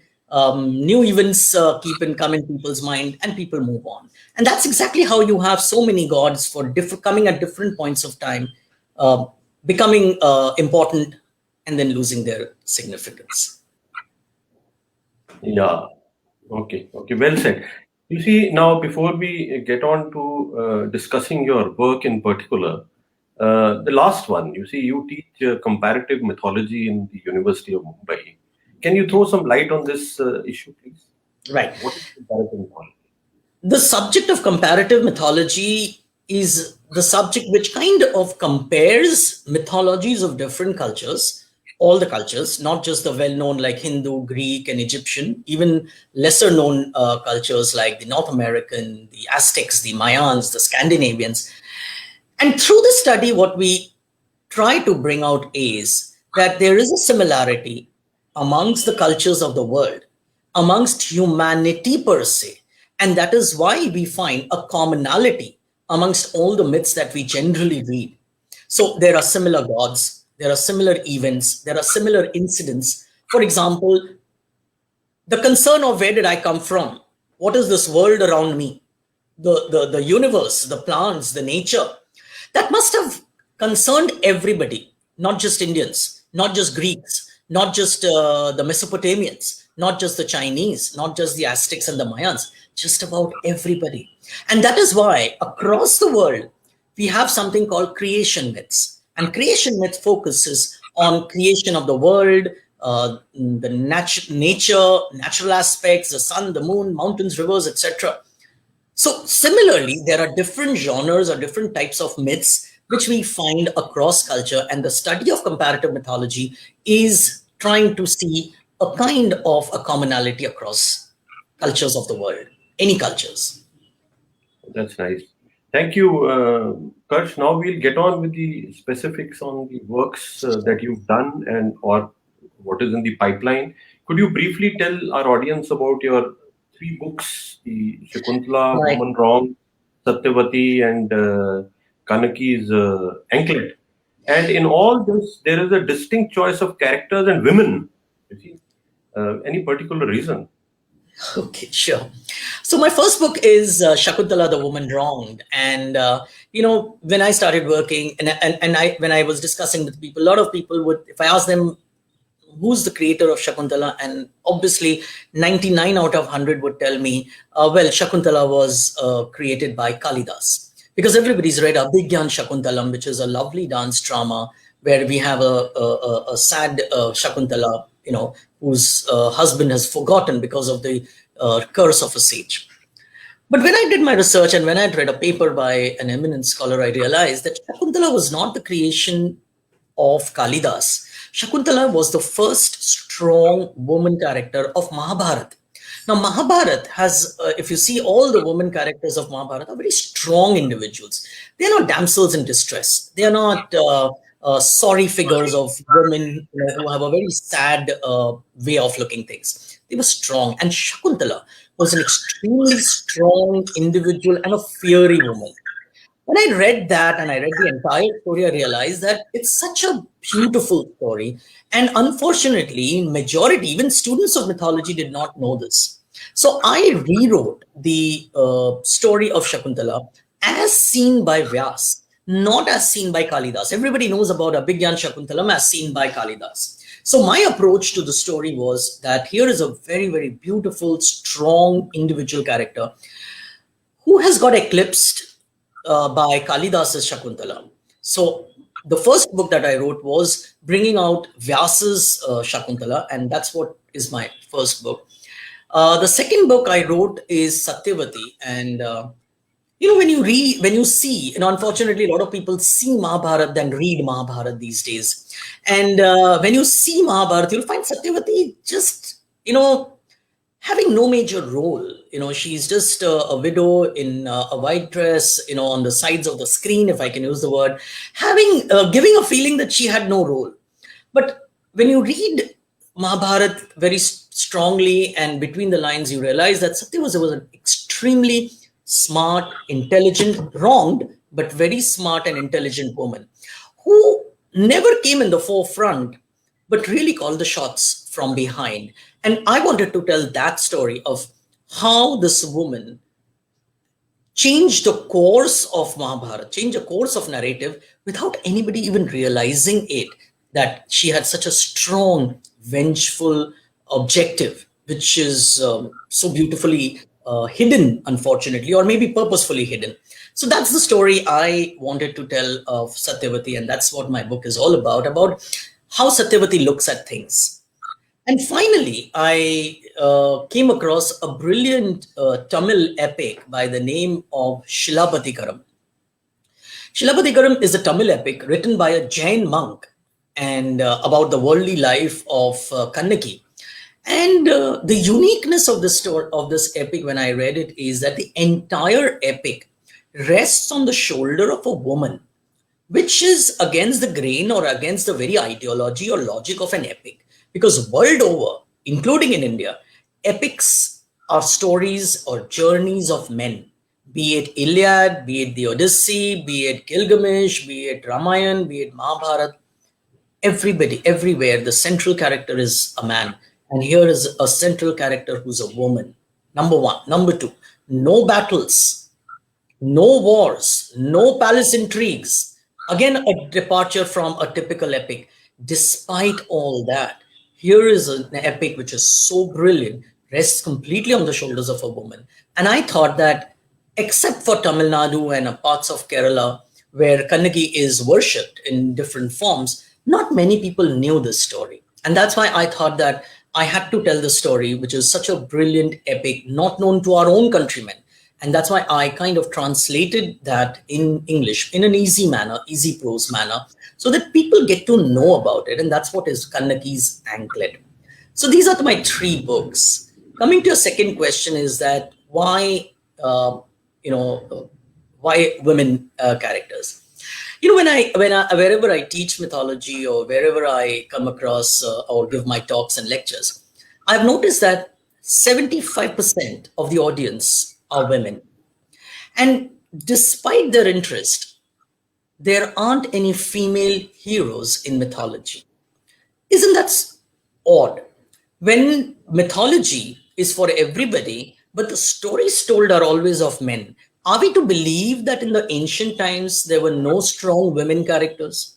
Or are we making the classic mistake of comparing men and women on the same platform. If a man is brave because he kills a dragon or because he kills a demon, does a woman have to be brave by killing exactly a demon or a dragon? Now, with this kind of a background, there is no level playing. A woman's bravery or strength doesn't necessarily have to be physical. She doesn't have to kill a demon to show her strength. She doesn't have to fight wars to show that she's equally brave. The strength of a woman does not have to be physical. And probably none of these characters that I'm talking about, or the ones that I've written about, are strong. They did not fight battles. They stood their own ground. But the strength of their character, the strength of the personality was so strong that you could write an epic just around them. Shakuntala's fiery speech at the court of Hastinapur to King Dushyant is unbelievably strong, written by Vyas way back then. Here is a woman, a single woman who's been made fun of, ridiculed, insulted in a court. She stands there and she blasts. And look at the ideas that come out from her. Unbelievable. And I think these kind of stories need to be told. We're living at a time when our girls don't have ideals, don't have heroes. Who do they look up to? There aren't any ideals. Mythology has heroes. These are very, very brilliant, individual, strong characters who've gone against the flow, who've gone against the society and made a mark. I think these kind of stories need to be told. And that's why I identified these characters to tell these stories. And I really appreciate the way a lot of my audience have even taken it. Yeah. You see, Shakuntala, Ved Vyasa's Shakuntala is shown to be more demonstrative. And whereas Satyavati and Kannagi their strength lies in their patience, in their tolerance, and in their focus to carry on and, try and defeat the people who have kind of harmed them or done or gone against them in that manner. I think that's a good portrayal of strength. It's wonderfully done. In fact, your blog, and you seem to be sold to the idea of women empowerment and changing their thought process, and the government and the administration also focusing on their safety and upbringing into at level par ground. I think that's a wonderful job that you're doing. And Satyavati, like you said, was a relatively obscure character and did not deserve a novel wherein you have written, and it is kind of a bestseller, and it has been the storytelling has been excellent. And do you want to give some insight into Satyavati's one or two episodes? Sure. Normally we find Satyavati's story starting from the fact that, she was Matsyagandha. There was an odor from her body, and obviously she was staying away from everybody. But Satyavati's story starts much before. Satyavati's story starts even before she was born. She was conceived, she had a twin brother, and both of them were conceived together. So there's a background story of how her mother was violated, and and she got conceived. And when she was born, when her grandfather took two babies to the king, who had violated the mother, the king selected the boy and did not take the girl. Now from there starts the story, that right from the birth, the father never accepted the daughter, but accepted the son. They were twins. So logically, if the king can accept the son, why can't the king accept the daughter? So there is something that works in the girl's mind right from then. And then she knows the story of her mother, how the mother had been violated, so on and so forth. Then she stays away from the society because, she smells and there's an odor from her body. So she stays away from people. And that's when she gets violated by a sage in the boat, in the middle of the boat, in the middle of the river, in the middle of nowhere. Of course, a lot of people have interpreted by saying, oh, well, she made conditions. Yeah, a 16 or a 15 or a 14-year-old girl tries to ward away a very, very dangerous, scary looking sage, and a sage at that, and I think that's very important to understand, that the learned sages who cannot control themselves is again very, very common in modern times, when powerful men utilize their strength to violate or molest young girls who are not in a position to raise objection. And there are numerous cases in modern times. How contemporary is the story of Satyavati? How contemporary is the story where a girl is not wanted because she's a girl child? A girl can be molested or abused because she's not in a very strong position to defend herself, right? And here is a girl who's bitter, and then a king who's fit enough to be her father comes and proposes that he wants to marry. Does a girl have a choice? But this girl hasn't forgotten a single insult, heaped on her mother, on herself, and she avenges her insult with the entire father figures of the society, not just a father, the entire father figures of the society, be it the sage, be it the king. And at one point of time, she becomes instrumental in completely eliminating the lineage that the Pandavas and the Surya Bharatvanshis were so proud of. There, at one point of time, a time comes when there is no Bharatvanshi left.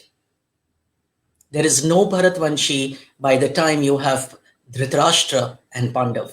They were just Bharatvanshis for the name. What a brilliant revenge taken against the society and against the father figures of a society. I think that's the strength. That's the strength of a woman. She didn't fight a battle. She didn't wage a war. She didn't speak a word. But she took her revenge. This is a story which I think is something to be seen. And in Mahabharata, just about everything goes, right? Everything works. And here is a beautiful story, which I think needs to be brought out. That kind of individualism, that kind of vengeance that she bore in her and took it out without anybody knowing. And the great Bhishma, till Satyavati was alive, could not do anything without the permission of Satyavati. That is the great Bhishma that we refer to. Yeah. So you see, this is a story which I think people need to know, people need to read, people need to understand. I think that's a great initiative. You see, we'll just interrupt a bit. We have a comment from General Praveen Bakshi. He retired as GOC Eastern Command, and he has a question. He says, Sure. How do you differentiate between myth and reality for the uninitiated who does not want to believe in a myth but is unsure of the reality? First and foremost, let me define the word myth. Myth, as I mentioned right at the beginning, I don't know if you were there, sir. Myth is a story. Myth is a story, but a sacred story. When I use the word myth, I do not use the word myth in its modern meaning, with its modern connotation. In modern times, the word myth means lies, right? We say 10 myths of so-and-so, 10 myths of weight loss technique. No, I'm not referring to myth as that. Unfortunately, the word myth has come down to mean lies. So for me, myth, and for all the students of mythology, myth means a story, a sacred story. Now, reality is what you see, what you perceive, what you understand. Myth might not be reality, but myth has a strength in it which is held for so long. People have not forgotten these stories. These are stories that have been handed over with a lot of regard, lot of faith, and a lot of sacredness associated with it, that these stories have not been forgotten. The stories of Indra, the stories of gods, of Krishna, of different gods have not been forgotten. We still talk about Shiva, Parvati, Vishnu, Saraswati, Indra, Varun. We still talk about them. You might say that we still talk about them because they are a religion. Okay, let me take another example. Even today, we are talking about Zeus and Hera and Apollo and Artemis. We are still talking about Thor and Loki and Odin in Scandinavian mythology. We are still talking about Ra and Osiris and Isis in Egyptian mythology. That's the power of myth. That's the power, that's the strength of myth. And reality is what is happening around you, whatever is happening. So there is a big difference in myth and reality. But myth as in a story, not as in lies. Yeah, I'm not sure I answered your question, but I hope I have. General has Periyar in mind. We'll move ahead. We have another question from Anil Sharma. He's saying, Utkash ji, what are your views about Mahabharat character Ambika who took on Bhisham? Oh, an extremely strong character. Very, very strong character. And this concept of anger and vengeance is so strongly ingrained in Mahabharata. And you see, they don't give up so easily. If we have an angle where people say, if I've given a vow, I'm going to keep a vow, right? Look, what Bhishma did was definitely wrong. To kidnap 3 girls whose swayamvar is about to take place for 2 of his nephews who were not even eligible in every sense, and then simply allowing somebody to go defeating the would-be husband of what are we talking about? I mean, it's wrong right from the very conception. And then when she is neglected both by her lover who felt defeated and cheated, and out here nobody to get married, what does she do? So she goes to different corners. She approaches all the Parshuram and just about everybody. When she fails, she says, fine, I'll avenge it. And she does. Avenge she does. I think the strength of anger and avenging is very strong in the story of Mahabharata. And I think she does a fabulous job. I mean, a fiery character, that's the beauty of Mahabharata. In Mahabharata, the women are so strong. They're so instrumental. They're not just docile characters. Of course, they are wrong at times. I'm not disputing that part. But even then, they show their rage. They show their brilliance once in a while. I think not many Ved Vyas. Thank you. Thanks, Ved Vyas. Now, your latest book, Kanika's Anklet, is a kind of a departure from both Shakuntala and Satyavati. You did speak about this thing a little while back. But why was this departure from your set piece previous to novels? I was looking at when I read Shilabati Karam, and I realized that, as I said, the first and foremost is that I had yet to come across any other epic where from starting till the end, the story rests on the shoulder of a woman. That's a unique. We don't have any epics in the world that at least I know of, be it Gilgamesh, Iliad, Odyssey, Ramayana, Mahabharata. It's all resting on the shoulders of men. And here is a woman who carries it. Again, no miracles, no wars, no palace intrigues. Common man's story, common woman's story with common issues, extramarital affairs, blowing up of money, so on and so forth. Very common. Here is a woman who is an ordinary woman from a small place. And when she learns about what happens to her husband, and again, she takes her husband back who had left her. But, it's such a parivarik story, if I can say, that if a man falters or if a woman falters, it's okay to take your husband back, if he's come back. बोलते ना हिंदी में भूला हुआ अगर शाम को घर आ जाता है तो उसको भूला नहीं कहते. And that has been so beautifully explained in Kannagi's Anklet. She takes everything as long as it was a family member. But when the king errs, when the king makes a mistake, it's such a strong message that kings who dispense justice cannot afford to make a mistake even for a moment. And if they do, there is a very, very heavy price to be paid. I think this whole sentiment of our leaders, of the people in authority or people in power, getting away with mistakes or errors or not accepting it, didn't work in our olden times. And the king gave up his life. See, look at the strength of character, that when the king realizes that he's made a mistake, he's erred, he gives up his life.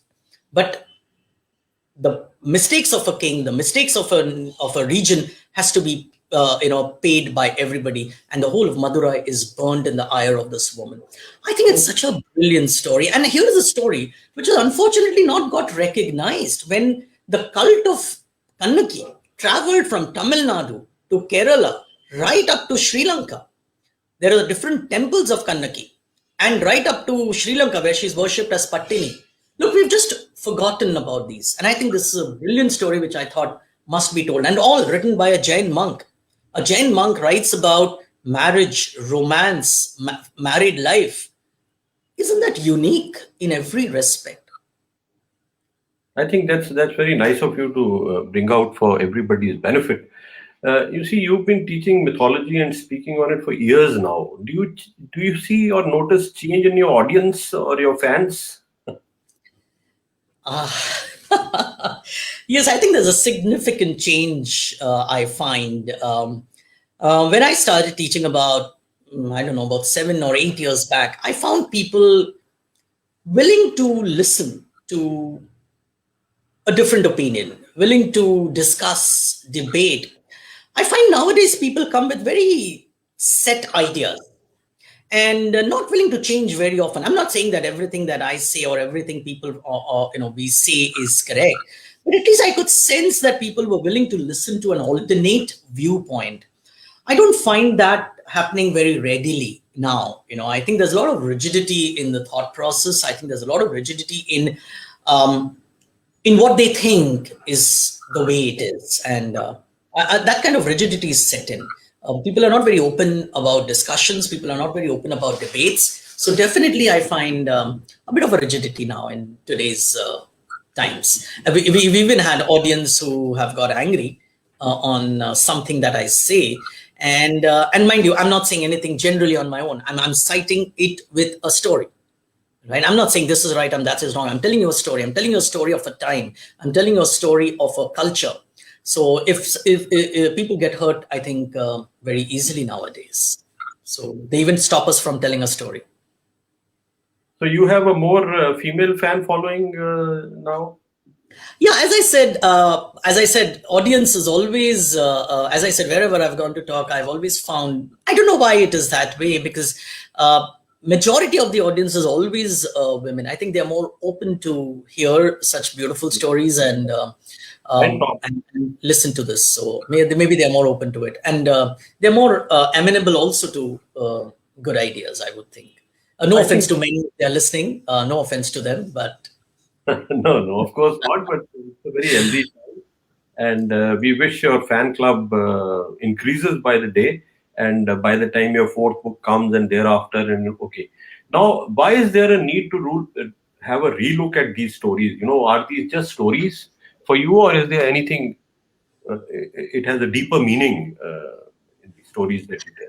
no, these stories have a deeper meaning, and I want my whole objective is I want people to understand. I want people to take it the way it is, not just take it selectively. If there is something good about our stories, yes, we must talk about it. But if there's something not good, which probably reflects on the times and of the culture, let's accept it. Let's not shy away from it. Let's not push it under the carpet.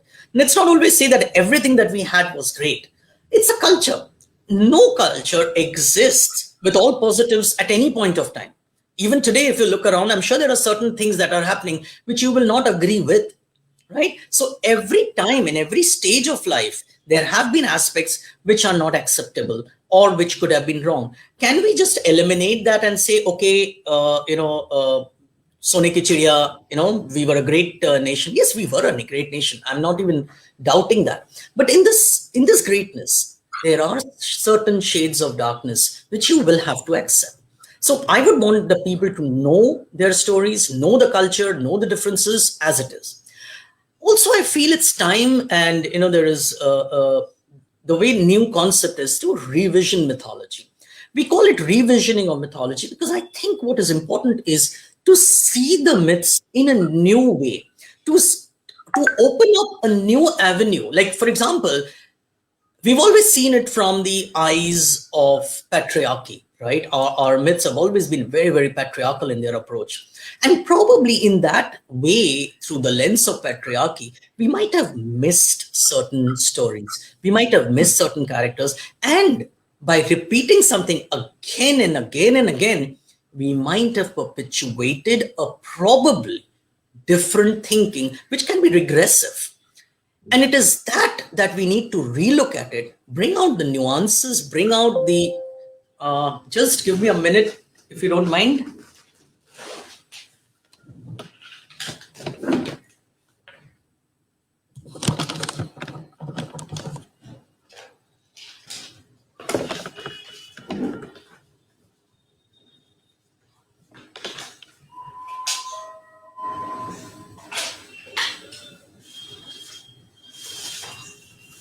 My apologies. I ran out of. So it's time to revision these myths, to see it in a new light, so that we do justice to the myths. Otherwise, it's not going to happen. Otherwise, we'll perpetuate a thinking process which has been started thousands of years back. It's time to relook at it. It's time to re-understand it through a new prism and see. Let's take what is good and let's accept if there was something negative or in our aspect. We have all known that we had sati. We had all known that child marriage, widow marriage was not there. Are we ashamed of the fact that we abolished it? Yes, when we realized it, when it was possible for us to abolish it, we abolished it, right? But can we ever overlook the fact that sati was there in existence? If you push it under the carpet, how is it going to help you? Similarly, revisioning of mythology helps you to see the myths in new light, in a new understanding, and probably open up new vistas, probably understand new characters which have probably been lost. Like I said, so many of these characters' contribution has not been recognized. I think it's time to do that, and that's why I think retelling, and it's not happening for the first time, by the way. Way back in the 3rd and 4th century, the Sanskrit scholar Bhasa rewrote many of the plays in his way of it. He went contrary to the popular understanding of the stories. He did things which were, very, very different. And even scholars like Kalidas have said that no matter what Bhasa wrote, you can't overlook the fact that it's a brilliant piece of literature. So Bhasa, way back in the 3rd, 4th centuries, wrote something which was against the popular way of understanding. So revisioning is actually not a new thing. It's not that somebody is doing for the first time. It's been there in existence from time immemorial. But it's time we did that, is what I feel. That's right. You see, now we've had a very engaging conversation with you, Utkarsh. I must tell you that you are here because of your talent and your intelligence, and I am here because of my ex-job, that is to enforce discipline of time. And we are now almost reaching our 40-45 minutes of designated time. But before we end, I want to ask you, where to from here for you? I'm told you are busy penning your 4th book, is almost in completion stage, and it's going to come out in September. Would you like to throw a little bit? I know you would like to retain the suspense, but your line of thinking, because it's interesting, reading your storytelling and listening to you, of course. Could you tell our audience something about your next work and thereafter? So my next book is a departure from what I have done earlier. This time I'm not talking about a strong female character. I'm talking about a much wronged god for a change, and that is Indra. If you see Lord Indra, he's somebody who's all over Rigved. In the Rigvedic times, there's so much of praise of Lord Indra. There are more than 220 odd shlokas just dedicated to Lord Indra. And by the time we come to Purans, by the time we come to Krishna, by the time we come to Vishnu, we find that Indra has been made into such a caricature, such a sorry figure, such an insecure figure. And there is a theory that we have in mythology, and that is what we call the rise and fall of gods. Gods come and go, which we discussed right at the beginning, based on man's needs. What happened to Indra? Why is this man, who was a brave warrior, who fought battles and, he's done some great tasks, why was he relegated to such a sorry caricature? So my book talks about the journey, the rise and fall of Indra too, and it also explains through the medium of storytelling as to what happens to certain gods. Why are they forgotten? Why are they left in the backbench? And why are they made into such sorry characters? And that's my 4th book. Where do I go from here? Well, I think I have lots of stories within me, I need lots, decades and decades of life to tell all these stories. But more important than that, to tell the story is not just to tell the story. I don't just tell a story. I try to bring out an element of mythology, which I think is very, very important. And I also want that more and more people know about this brilliant cachet of work that is there with us, and see them in the right light, not just to talk about them as religious texts and scriptures, we need to see them in the most secular way, in the most studious and the academic manner, as we should, to do justice to the subject of mythology. And I think it's a vast subject. One needs many, many lives to really reach a level where I can say, okay, now I know something. So I'm reading as much as I can, as if there's no tomorrow. So I have so much to say and so much to do. Miles to go before, as I say this. Yeah, of course. And I really look forward to coming and attending one of your classes in the University of Mumbai, listening to comparative mythology. Only once Maharashtra is slightly safer than what it is today. And Yes. but we hope it's going to be soon all over. And we really look forward to meeting you. And thank you very much. It's been very engaging conversation. It's a subject which is very mystifying, and a lot of people, a lot of air has been cleared, and you earned a lot of fans. In addition to female fans, you have one fan in me, all your works, and thank you very much. And thank you. My pleasure, Colonel Avnish. It was great speaking to you, and thank you, Chandigarh Literary Society, for inviting me and to speak here. Thank you very much, Colonel Avnish. Nice knowing you too. Same here, and over to you, Ritu. Thank you, sirs, for that absolutely wonderful session. The marriage of fact, fiction, and myth that is somewhere in between. It was really engaging. It was a very engaging session, and thank you, Utkash sir, for shedding so much light on the issues and things that so many of us simply take for granted. From myth, we go on to more stories. Today being World Storytelling Day, we thought it would be very nice to have in our midst a storyteller. An unusual path to choose as a life choice, if I may use that word. I have in conversation with me today Surbhi Sarna. Surbhi wanted to be a scientist, but realized that, that's not where my heart lies. Like me, she says that she is constantly looking to be in touch with the child within. And her way of doing that was by telling stories. Good evening, Surbhi. Thank you for being with us today. Thank you, Ritu. It's a pleasure, and I am so elated that I'm talking about stories on the World Storytelling Day. And today there are lots of, there are lots of celebrations. Today is not just World Storytelling Day; it's also World Happiness Day. And I think that is a great connection, happiness and stories. So thanks a lot for having me. It's an absolute pleasure. Before I delve into conversation with you, I think it would be a good idea to start off with a story, maybe?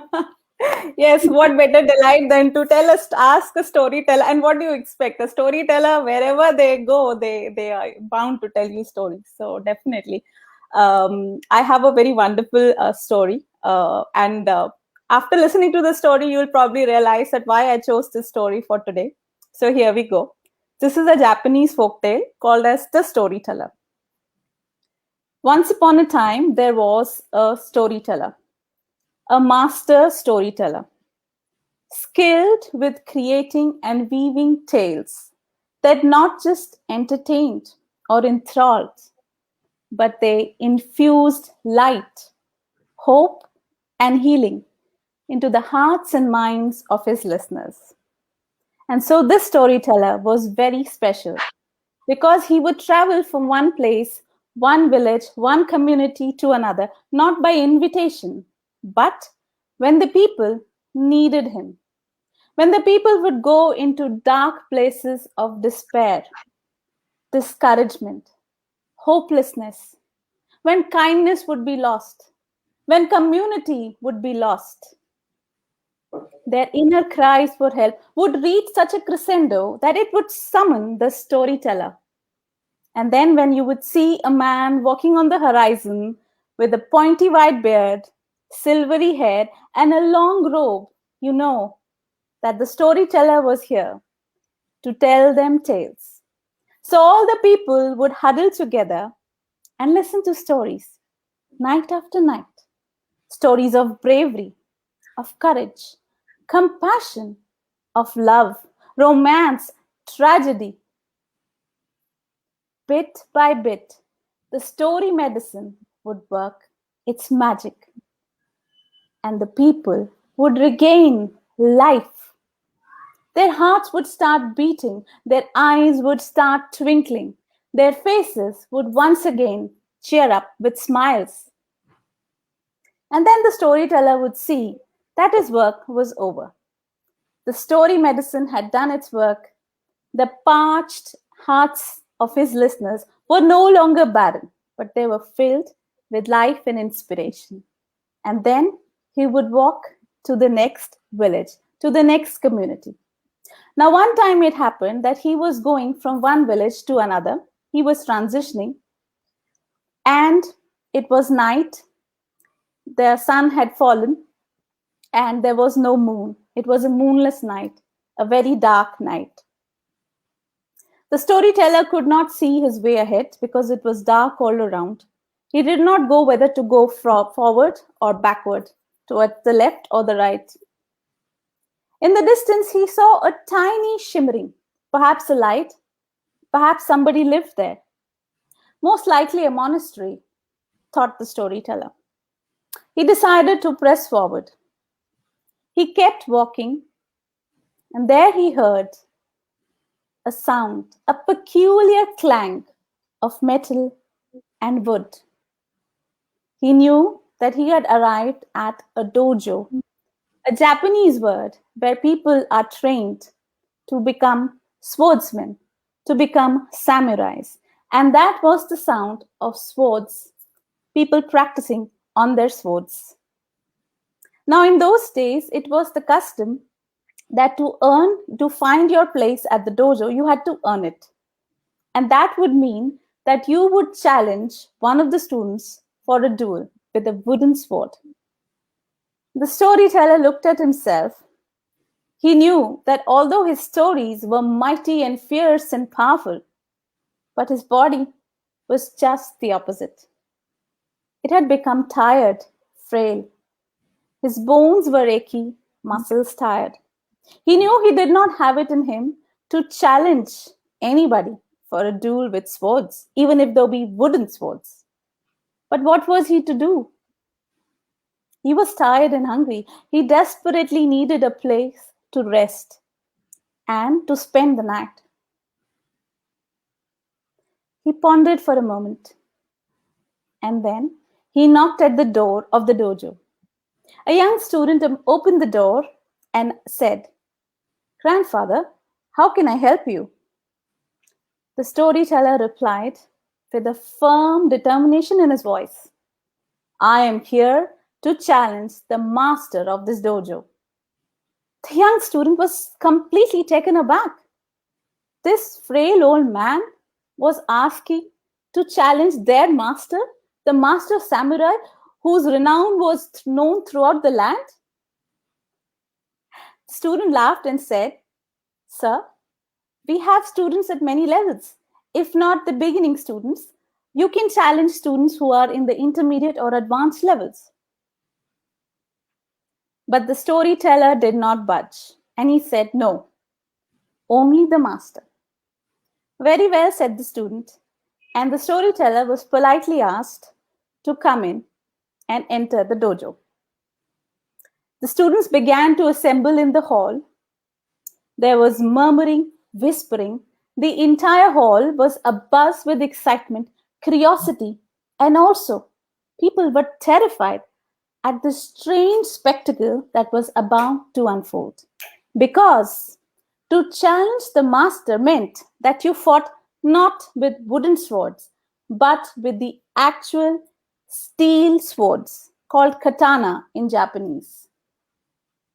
And that surely meant the death of the storyteller. Because on the one side was the master samurai, and on the other was this frail old man.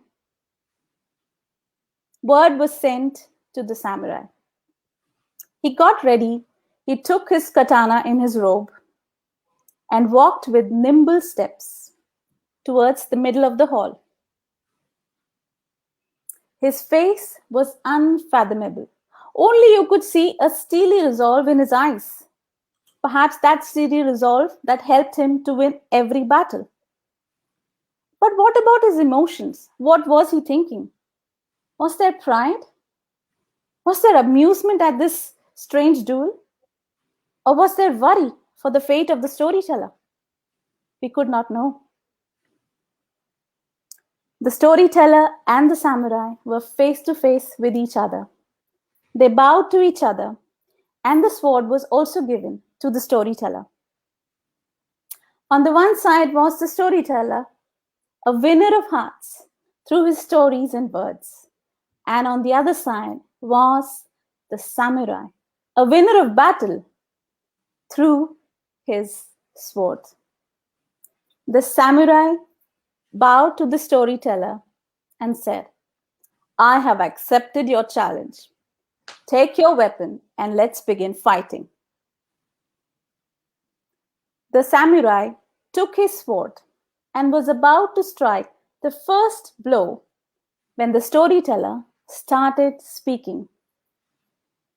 Once upon a time, long ago, there was a village with a lovely stream at the foot of a mighty mountain. And in that village lived an old man. Every day, this old man would go to the stream to fish. But instead of catching fish, he would listen to tales told by the fishes about all their adventures, the strange exotic places that they had visited, their adventures, their hopes, their dreams. Throughout the day, he would listen to stories. And in the evening, he would come back home and he would share these stories with his friends, sipping a cup of tea. At this, the samurai told the storyteller, please stop. I bow to you. You have defeated me. There was a gasp of shock and surprise in the crowd. How was this possible? That the master, the greatest samurai, had been defeated by this frail man without even holding a sword, without even striking a single blow? How could this be? The samurai turned and addressed the crowd of students and said, how many times have I told you that to win any battle, you have to be there in the present. You have to stay in the moment. This man, with his enchanting words, stirred up images and took me to a place far ago and long ago. He had all my attention. He could have slain me at will. And so, my dear friends, that is true for all those who tell stories from the heart and for all those who listen. Thank you. Thank you, Surbi. You certainly had all my attention. Stories, no matter, I think, how old we get, always feel like a warm blanket on a cold day or a breath of fresh air on a really hot one. It's a little sad that this beautiful art that it is of storytelling is dying a slow death. Is it fair to say that? No, on the contrary. In fact, I'm very happy to say that it is actually reviving. And thanks to the lockdown, thanks to coronavirus, one good thing that has happened in the past 1 year where we were all sitting at homes, we have been telling a lot of stories, and there is a great revival of storytelling in India because technology is enabling us. Like I am talking to you, though I'm sitting here in Bhubaneswar in Odisha, and you're sitting in Chandigarh, and I can share a story. So no, all the barriers have gone, and storytelling is seeing a great revival.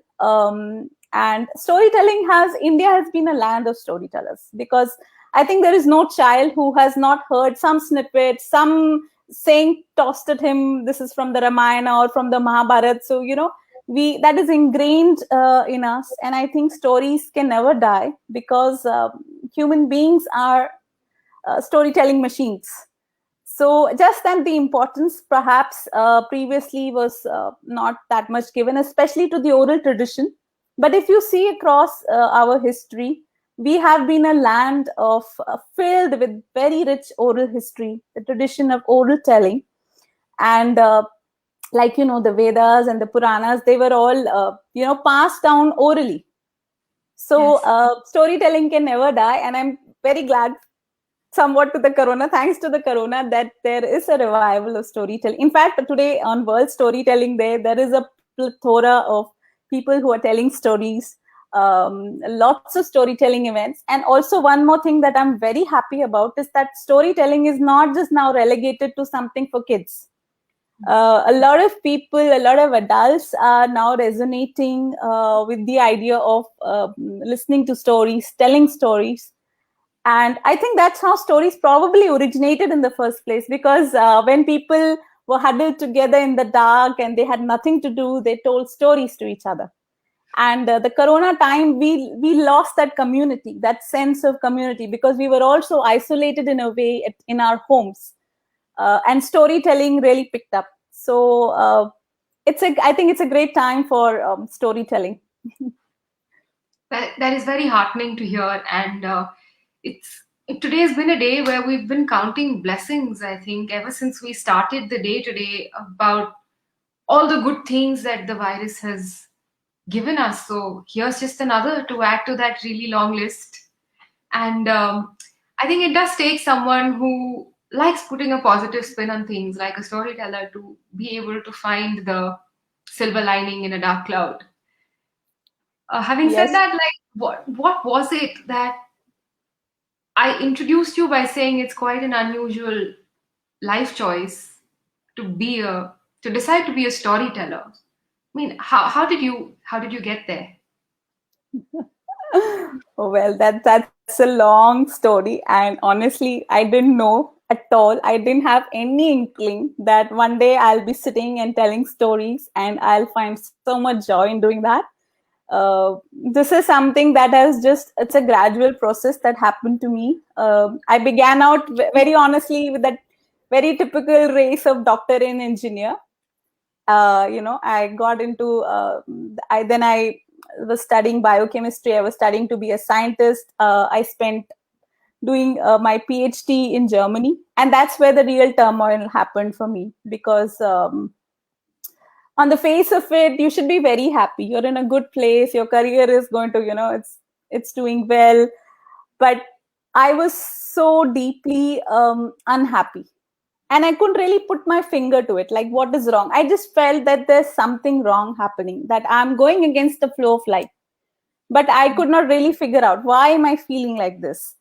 And, but the turmoil, my heart kept saying that, no, this is not what you want to do. This is not what you want to do. This is not something that you want to do for the rest of your life.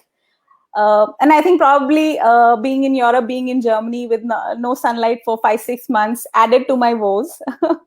And that's where this, a lot of soul searching happened, that what do I want? What do I want from life? And what do I want to do? So that set me off on this journey. I quit my PhD, though that was something probably no person would advise to do, and I wouldn't advise anybody to do that. But I think I reached such a point that I had to listen to my heart. I quit and I came back. And then I had only one starting point for me. And that starting point was that I know one thing that I don't want to do. But I had no clue, what is it that I'm looking for? What is it that I want to do? So I started trying, different things, whatever appealed to me, or pursuing my interest. I didn't really have a passion as such. Like people say, follow your passion. I said, I don't know what is my passion. What do I want to do? I just kept trying things. And one day, I don't know why, I wrote a children's story. I enjoyed doing it, and it came out well. The few friends that I had sent, they appreciated the story. And then I wrote a few more. And then I realized that it's me, that inner child that's coming out on those pages, in those characters, in those stories. And so I could sense that joy within me. It's coming from expressing who I am. So that's where it started. I started writing stories for children. Then I started reading lots of children's books, picture books especially. And if you ever come to my home, 85% of the books in my home are all children's picture books, which though they have a range of 4 to 8 year old, but I think I'm in that category. So I read a lot of books, started reading books. Then I started doing a lot of read alouds. For a long time, I was doing a lot of read alouds with kids. And to be very honest, I was, I felt very afraid of being a proper performance storyteller. I was hiding behind a book because, when you are telling a story, you are like so vulnerable. You're naked. Yeah. And you go and perform. So for a longest possible time, I was just like, no. I am good with just reading aloud, lovely pictures, lovely stories from picture books. But then one day, a school invited me to do a storytelling. And I thought, okay, now I've got to tell a story. I can't probably use a picture book and do a read aloud in front of 100 kids. I need to, tell stories. And that's when I stepped into this very powerful role of a storyteller. And I just fell in love. I said, oh, wow. And that's where the journey has, gone on from there. The last year, probably I would say that it has also evolved into using stories for healing. Using stories for bringing solace, writing therapeutic stories, addressing issues within children and also for adults. Doing healing story circles for adults, because story really is, it can act like medicine. Just in the story that we heard, it can act like medicine. It can do a lot of things. So my work gradually, it started with writing for children, and then, it is evolving. So I'm discovering myself through stories. So that is what I think storytelling is very special for me, because it has brought me in touch with who I want to be, who I want to express. So yeah, that's my journey. That is so beautiful. And you've talked about using story as medicine. Now, I would understand that it is great for mental health, using it as medicine for mental health. But I'm just curious, have stories helped people heal physically? Is there scientific evidence to that fact, or and how does it work? I know you're a student of psychology now, so you've definitely understood the connection between the healing properties of a story and, well, words on paper. But can you throw some light on that for us? Yes, Ritu, I think that is a very good question, that how can something so intangible like a story act as a medicine? Definitely it can act, and there are a lot of studies which validate this. And forget about all that. I'll just ask you something. When you heard this story right now, what happened to you? What was happening within you? I think I went back to being a child. I felt like I'm in a very safe place.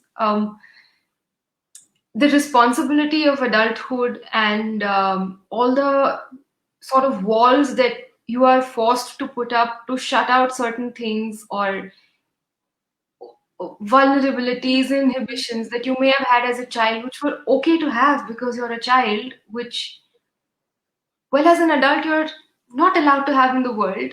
Those walls suddenly seemed to just fall, and there was pretty much nothing left. Like you said, when you're telling a story, you're vulnerable, but I think when you're listening to it, you're just as vulnerable.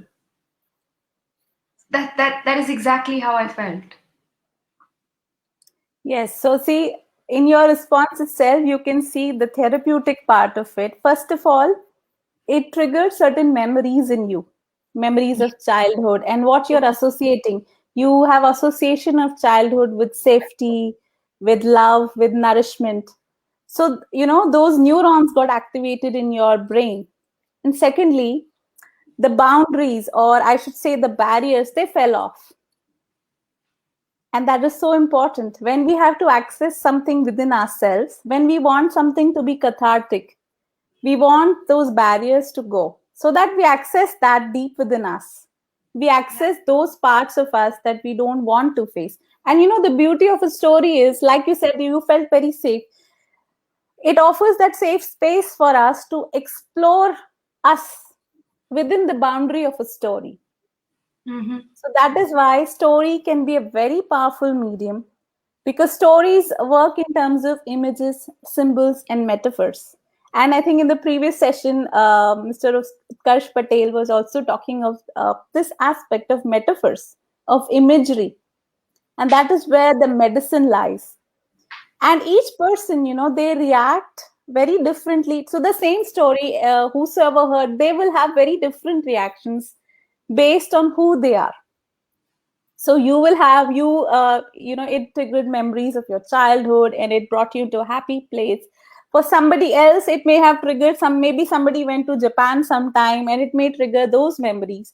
And for some people, it may bring about certain emotions within themselves, because this story is, it works at multiple levels. On the one hand, it's a story about a samurai and a storyteller, but it's also a story about dilemma and about conflict and overcoming obstacles, overcoming challenges. So you see, the same story can actually work in multiple ways. And the beauty of it, that it offers healing, is it gives you a safe space. I'll give you one example. When I work with children, they oftentimes, most of the times, their request is to listen to scary stories, ghost stories of, vampires and goblins and those kind of things. So initially, I used to wonder that why all the children, they are asking me to tell them scary tales. And then I realized that as a child, they want to explore the boundary of fear within them. But by working in the story, they feel safe to do that. Right. They are able to, they know it's a safe space. They're with the storyteller. This is a make-believe world. It's a safe environment for them. And they want to just explore the boundaries of their fears. So that's why they keep asking me. It's a favorite demand, I think, for any children of all ages. They keep asking for stories of ghosts and vampires. And then I realized, wow. And stories, not just that, they address certain emotional needs within us. Like for me, I can say the need to connect with my inner child. That place of joy, of wonder, of innocence. So a story also addresses those emotional needs. And that's why stories are not just for kids, because not only kids have emotional needs, but adults also have emotional needs. So a story addresses them beautifully, without being didactic, without being preachy, without hammering a message on your head. They entertain you, they make you happy, and they address those needs within us, and they speak to us at a very deep level.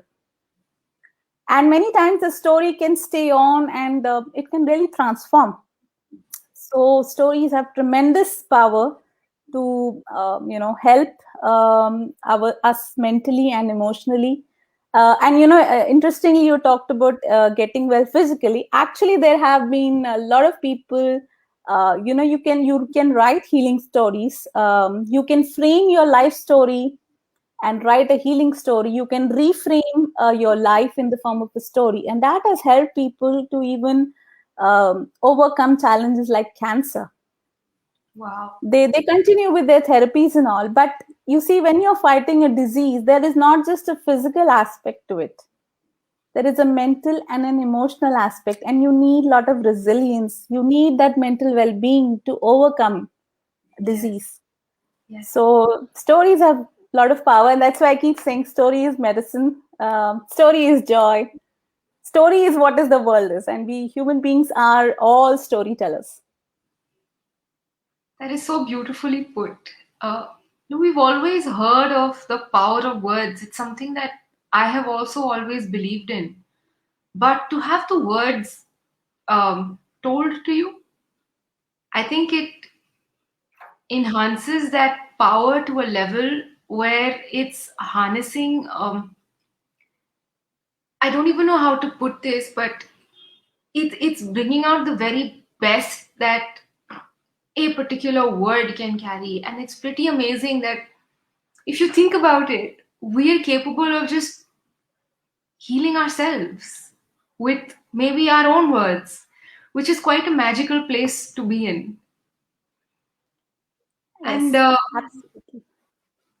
sorry, you were saying Yes, something. yes, Ritu. Just adding on to what you were saying, that the healing power of story, and see, we always, if you go back to any event, we don't actually we frame it in terms of a story, as in we always keep forming meaning out of it. Yes. Every event in our life, we ascribe a meaning to it, and that's why we are all. There is a very famous saying: "We are all the stories we tell ourselves." So, what kind of stories are you telling yourself? Are they positive, life affirming stories, or are they negative stories that drain your energies, that drain that life force within you? And you very rightly said that it's the healer is within you. So, the storyteller within you can awaken that healer within you. And words, you can very well see the effect of words and the emotions. On a child, if you scream and shout at a child every day, or you say you're good for nothing, you'll not amount to anything, what do you think the child will turn out to be? You are constantly telling a story, a negative story to him, and the child will believe it. So similarly, we have these patterns within us, these stories that we, day in and day out, we are repeating to ourselves. Some of them can be very good and some of them can be very negative. And so the idea is that you change, and that is the beauty of allowed nowadays. We have narrative therapy also, which believes in this, that you can reframe your life story. You're the expert of your life, you're the hero of your life story, and you can reframe it. Whatever meanings you're making out of your incidents or the events in your life, you can change it, and you can empower yourself through the narratives that you're building within yourself. So, Can you, yeah. sorry to cut you there, but I'm very curious. Can you give us a couple of tips on how to do that? Because it is something that I'm sure is not very difficult to do, but a lot of us don't know how to make that, to turn that switch on or off. What is a trigger? What are a couple of ways to make that happen? So, 2, 3 things that I can suggest is, one is, of course, like, for example, you heard a story or any artistic thing so just journal your thoughts. If some story appeals to you very strongly, that means it has resonated at some level within you. So just journal your thoughts, that what is it that you liked, what is it, or if something is making you uncomfortable, and just journal it without any censoring or filtering. Write down your thoughts, introspect, reflect. We, in our healing stories, Agar, that's what we do. We reflect on the stories that sometimes for a person, some image may hold out very strongly and it speaks to you, or certain emotions. So journaling is one very great thing that you can do to understand your patterns. The other is journaling in general. It need not be that you have to listen to a story. Just journal your thoughts. Watch yourself, how you're talking to yourself.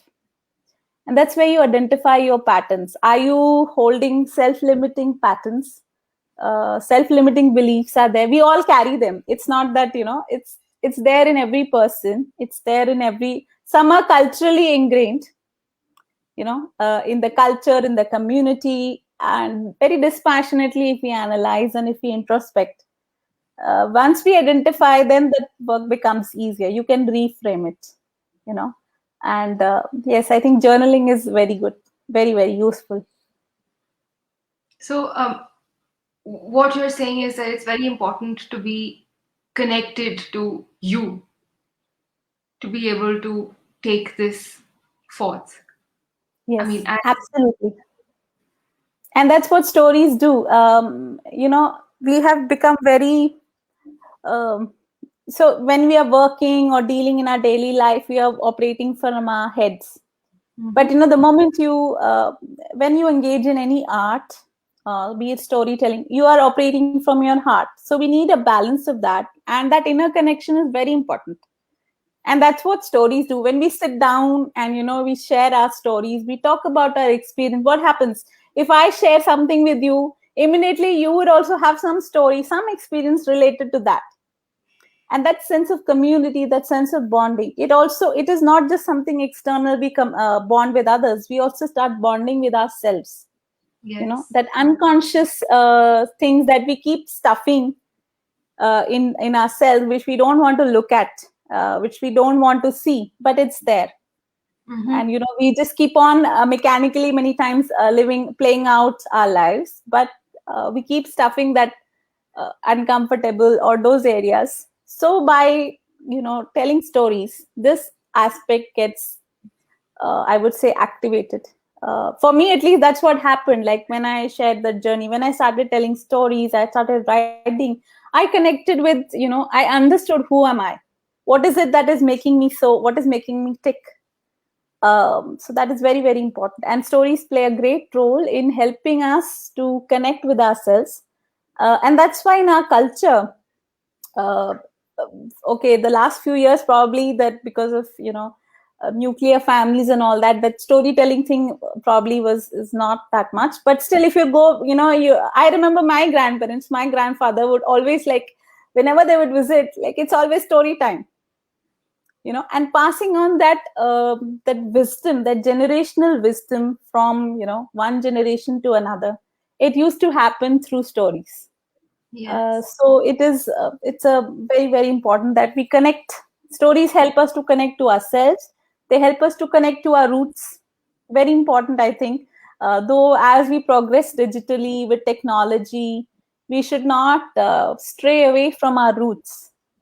We should stay connected to that, because again, if like a tree, if you want to grow, you must also have strong roots where you come from.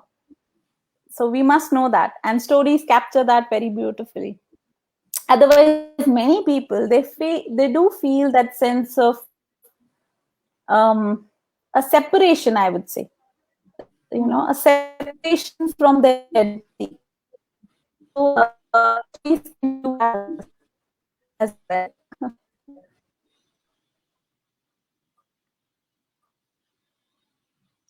Survi, I'm losing your voice. I'm sorry.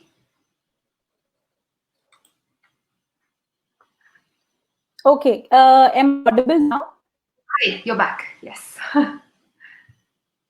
Sorry about that. I lost you when you said we feel Okay, a okay. disconnect from our older generation when we don't have stories that are told to us. Speaking Yes. of older generations and stories, there are certain stories that certain parts of their lives that my grandparents would never talk to me about, still don't talk to me about, because they feel that it's too difficult to relive them, or they're not the happiest of memories to share, right?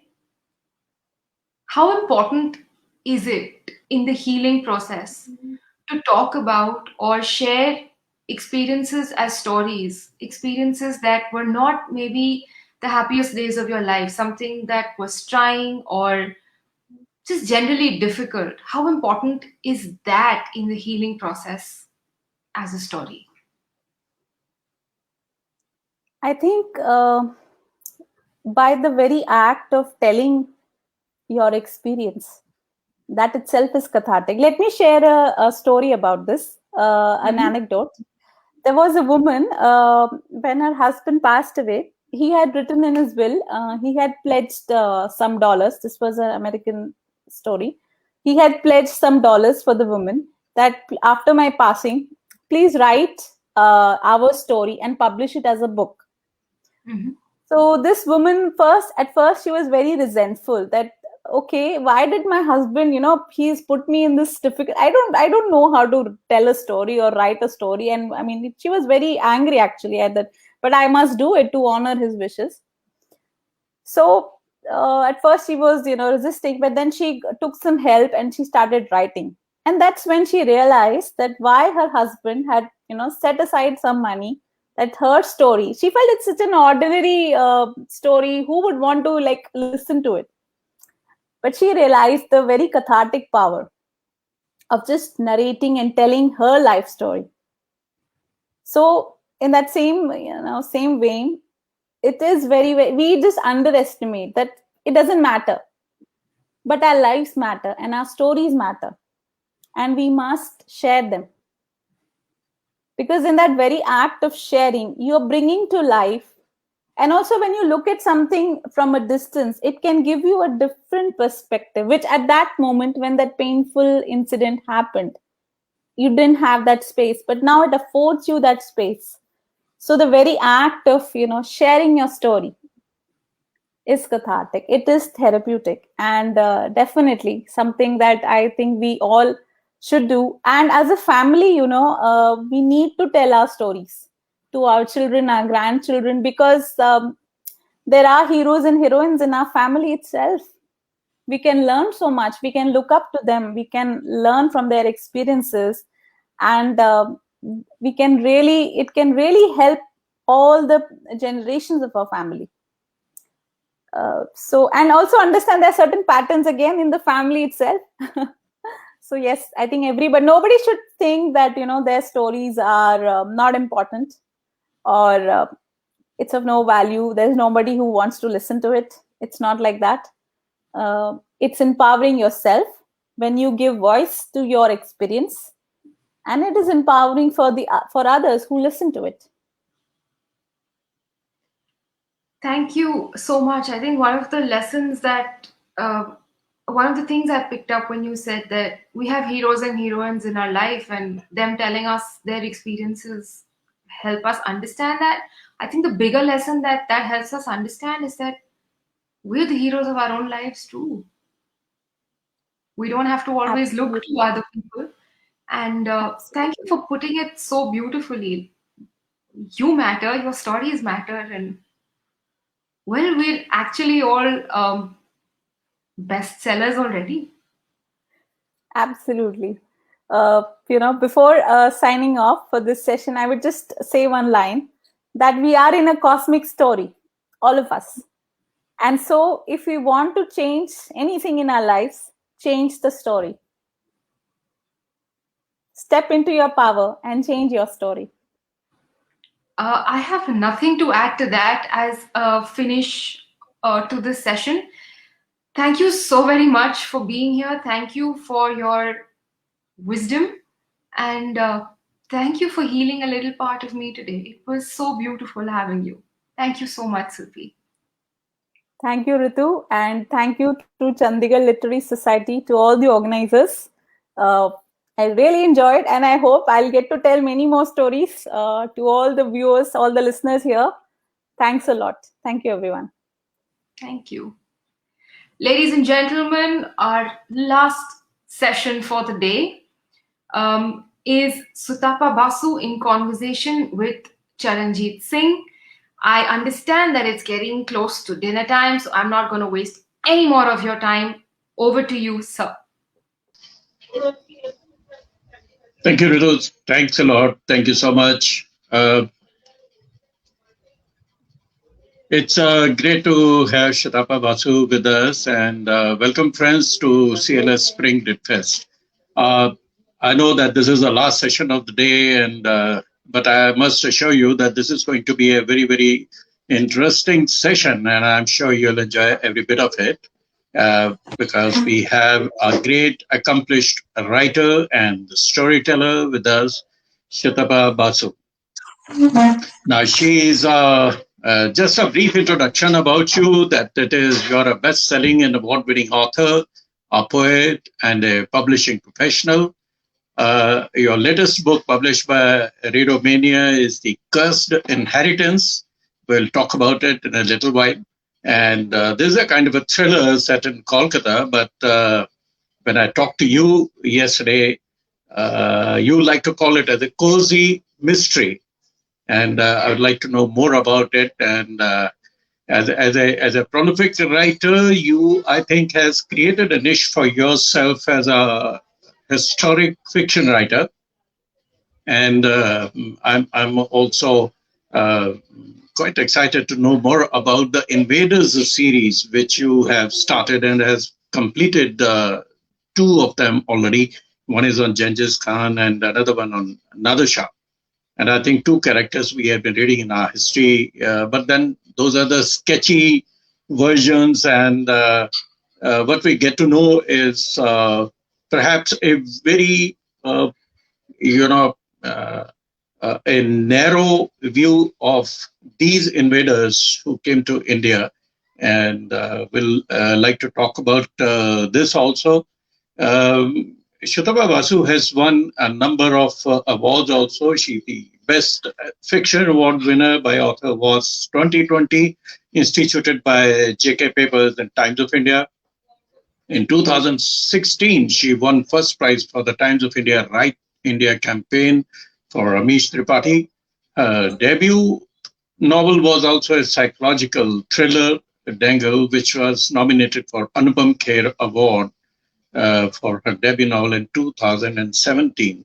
So it is very recently, I would say, that you came into writing. But tell me, Shadapa, how your journey started, since when you have been writing otherwise, though you got yourself published in 2017. Good evening, everyone, and thank you for being here. And I would first would like to thank Mr. Singh as well as the Chandigarh Literary Society for having me on this Spring Lit Fest. So, Mr. Singh, you wanted to know how I started my journey. Well, I have always been a prolific reader. Voraciously, I used to read ever since my childhood. I think the first book that I started, at the age of 6, I would move the pages was Pinocchio, which Wow. I found very fascinating. But when I really started reading myself, they were Enid Blyton books, naughty books, and so on. There was always this thing in my mind that supposing I could write like this, the way this writer is taking me into these fantasy lands, what if I could do the same? So that thought was always there in my head.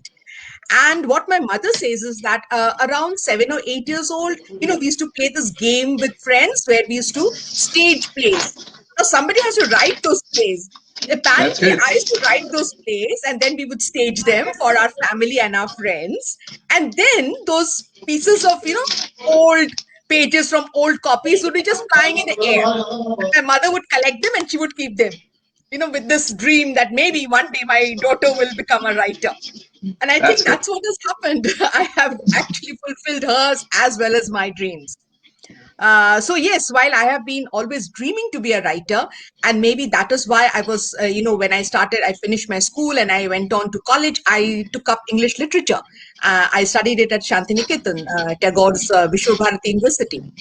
And Yes. then Yes. from then on, I went on to teaching children because I was moving from place to place and I took my love of books to children. And when those children started writing poems and started writing stories, I felt, oh my God. So that is another dream that I realized. And later on, I joined the publishing industry. So I would be designing books for school children. So there would be books with a lot of stories in them. I have designed over the last, say, 16 years, about 400 books for children, Wow. their content, so all that. And then it was only in 2014 that I decided that I must write. If I have to write to be published, I must do it now. So I chucked up my job, which was a really, high flying, high paying job, very cozy. And people told me you're mad. But I decided to do that and become a full time writer. But I was still, That's it. I had this doubt inside me that will people read? I want to write, but will people read what I write? And then came along Write India. So I wrote the short story for Amish Tripathi and I won the first prize. I never believed that I could win, when there were about 700, 800 um, submissions to this Write India contest. But that put me on the road. It told me that maybe what I write is worth reading. And that is when 2016, I came out with my psychological thriller, the debut book, which is Dangle. And then I wrote the historical fiction, of which there are three now, three fiction, out of which one is Padmavati. And then, Yes. in consecutive years, I came out with The Legend of Genghis Khan and The Curse of Nadesha, which are actually a part of Invader series, which Yes. means I picked up historical figures who are known in history for invading India. So there are supposed to be three books. So two have been written and the third one is on the way. And then I thought to myself, you see, there were two genres that I loved reading. One is a thriller and the other one is historical fiction. So I decided to divert now into a cozy mystery. And that is what I wrote when, the whole world locked down due to the Yes. pandemic. Yeah. So I decided to write this cozy mystery, and that's how the Cursed Inheritance has been launched last month. But what was the inspiration behind writing the mystery or the thrillers? What was exactly the inspiration? Any particular author you had in mind, which you had read and which inspired you? Well, there are quite a few authors, not one. There are quite Okay. a few Okay. authors. So, as far as historical fiction is concerned, there is Philippa Gregory, there is Indu Sundaresan, and there's so many more. And as far as mysteries are concerned, Agatha Christie has been my favorite Of always. course. Yes. Yes. So these are a few names that I can come up with, but then there are so many more whom I read Yeah. and I enjoyed, and they have inspired me. Coming back to your this current book, The Yes. Cursed Inheritance. Right. It tells a story of a young woman, I think, millennia of the current era, and Yes. who is visiting India for the first time. So, who was again the inspiration for this story and this particular character which you had in mind? Because somewhere or the other, the author gets to associate with some personality one has met, or maybe there are some excerpts from one's own life. So let me tell you that actually the character who inspired me to write The Cursed Inheritance is the mansion. So, Okay. yes, it is the house, the mansion, which I have mentioned in this. So, Yes. Kolkata, if I don't know whether you've been there and whether Yes. any of my viewers have been there, if you go to the Yeah. older part of Kolkata, the North Calcutta, you will find a lot of these old houses, villas Yes. and mansions, which are so grand. And though they are not in a very good shape, I must say, because I think the owners may not have, it's a lot of money to restore them and to keep them and to maintain them. So they may not have that money to do it. But whenever I used to go along that street, I would keep looking at them and I would wonder, like, who lived there and who used to live there in the past. And I used to think that if these walls could speak, what stories they would tell us. And that is what kept building in my imagination. This huge mansion with its fluted columns, it's a deep porch. It has this quadrangle which is like a chessboard. It is paved like a chessboard in black and white, and it has all these three wings which are facing it in double storied. The balconies are all decorative vines go along the balconies, and there's so many rooms because these mansions is to hold so many people, actually, entire, I mean, family, the extended family, and so on. So, and each one of them had stories. And that is That's what has actually attracted me. And I would say that is the basic inspiration to The Cursed Inheritance.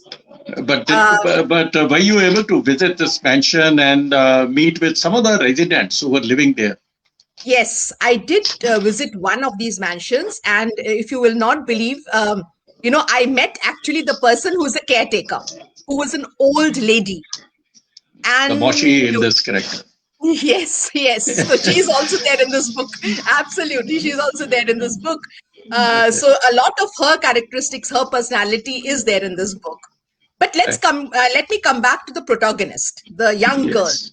Yeah. So, I have relatives who live in the UK, and they have their children have been born and brought up in UK.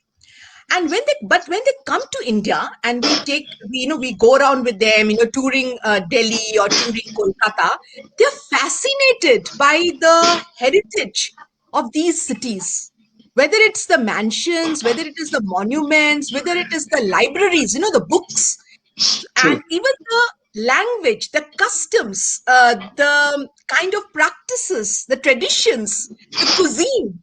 They're so fascinated by that this was also something that I wanted to come out with. Because at the end of the day, this is our heritage. These are our roots. That's right. But then, how do you feel that what kind of a readership would be inspired by this story in particular? So I would say that it's a cozy mystery. And Yeah. by that, I mean a cozy mystery is basically a mystery, a thriller, but which has an old world charm. I would feel that it would attract readers who will be immediately able to identify themselves with that old world charm. So a lot of maybe older generation who actually have seen history being made.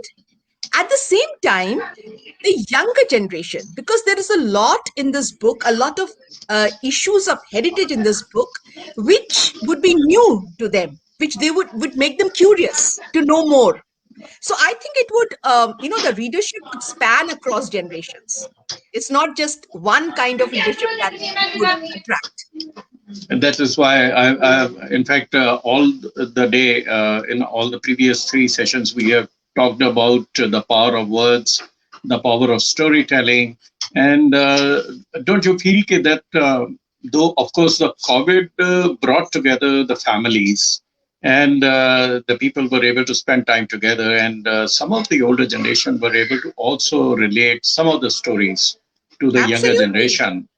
But True. then, yes, so where do you feel that we are failing otherwise in bringing the younger generation to connect with their heritage or their rich cultural traditions? How do you feel about this? So this younger generation, they are in such a fast-paced world, which is like, it is like this, that whatever they want, the gratification is instant. Absolutely. So they are used to that. But this pandemic or this lockdown, where no doubt that they were also attached to their devices, but it also gave them a lot of me space, a lot of time to introspect. And when they spend time with their family members, especially the elder ones, I think they would be able to connect to many of the traditions and customs that have always been there in their family, but they've never had the time to sort of look at it or see it or feel it. And I think this book, and not just this book, literature itself, I feel, is something that will connect generation after generation to their roots. And that is what I have attempted to do with the Cursed Inheritance, because this whole story is set in Kolkata. A Kolkata which is its contemporary setting, but it is reminiscent. It remembers, the memories are there of the Kolkata of the British era, where you had these Zamindars living in these mansions with their families and so many things happening over there. At the same time, even though it is in the contemporary setting, this young girl who has never, lived in India, she has been born out of India, but when she comes here, for the first time, she's introduced to cuisine. So there is something called, which I have used here, is called mamlet, which if you go to Kolkata, you will hear this very often told. And she wonders, what is this mamlet? And she discovers it's just an open omelette, nothing else, but very tasty. Another thing is that this is again something very, very special to Kolkata. Every morning when you get up at dawn, you will find Kolkata's blue sky streaked with smoky fumes, because mostly in all the homes, they would be burning these coal stoves. And these coal stoves are, they are created inside a kind of an iron bucket, which can be taken out by its handle outside into the courtyard or to the room. And when the coal is piled on it, fumes come out. So they wait for the fumes to all come out. The coal becomes, embers, and then they bring it into the kitchen and they cook on it. So that is also a very special thing about Kolkata. And all of you who love eating chicken curry, if you try eating the chicken curry which is cooked on that coal stove, the taste is out different of the world. flavor. That's Yes. true. That's true. So these are the things that she discovers. Yeah. Yeah. So what is so intriguing, and why the cursed inheritance? I mean, because the term curse brings about the imagery of something supernatural or something mysterious happening there, or connecting with all sorts of undefined realms of the other one. Absolutely. So when I was writing this, I myself was reminded of the mysteries written by Satyajit Ray and Ruskin Bond. Sure. So the plot, it's a very heady mix of the mystery and the paranormal. There is a treasure hunt, and there is this amateur detective at work. That is again something which is different, because this is not a professional detective. This is just a young girl who is determined to get to the bottom of the mystery, and by herself. That's The right. determination is very much inside her. I'll do it by myself. Now, the story also has elements of Egyptian lore. It has Indian mythology, even tantric practices, which is very, very specific to the region of Bengal. So all these are woven into this mystery. And that is why somewhere the protagonist discovers that her family history, apparently, there was something that was, cursed about it. Now she wants to find out what it is. And not only that, she also wants to know, is there anything that she can do to turn that curse to a blessing? Okay. Yeah, so that's going to be quite an intriguing story. And of course, as you have said, that it carries the old world charm. Yes. But then I have found that in most of your writing, somehow there is a common thread of history. Like even in this current novel also, it's basically has got a backdrop of history to a particular mansion or a place. Absolutely. Yes. And your Invader series also has got a very strong connection with the historical facts. And so why your particular interest in talking about about history and fictionalizing some of it? So what had been your objective and the purpose for getting into this historical fiction writing? So, what has been happening in the world today is readers are finding historical fiction very interesting. Possibly because history, when they read it in their school days or in their school textbooks, was very drab. With this fiction, history comes alive for them. And that is also my intention. I want to make history a living thing for them. I want to create an environment where they will find history happening all around them. They will be absorbed and engaged with what are the historical events that are happening around them. That is one of my intentions. The second intention is this. I've read about all these historical figures, all these icons in our history books, and we only know a few things about them. Whatever events they were, that was significant in their life, and how did they find their niche in history. That is all we get to know from a history book. We don't know them as people. At the end of the day, they were people, right? So I want to bring to my readers each historical figure as a person, with their follies, with their qualities, with their virtues, with their vices, with the reasons for what they did and why they did them. Yeah, like how is it exactly like Nadir Shah, we got a very sketchy view of it, right? Whatever we have read from the history books, or like the one who stole the peacock throne or the Kohinoor and what all. And but can you tell me about what was so interesting about Nadir Shah's life? Let me first start off with talking about the Kohinoor diamond and the peacock throne. We all know, we've all been told the story that Nadir Shah stole the peacock throne and stole the Kohinoor diamond. But my research has told me that the peacock throne and the Kohinoor was given to him. He never stole them. Muhammad Shah, the Mughal emperor at that time, handed over the whole Mughal empire to Nadir Shah when he lost the Battle of Karnal.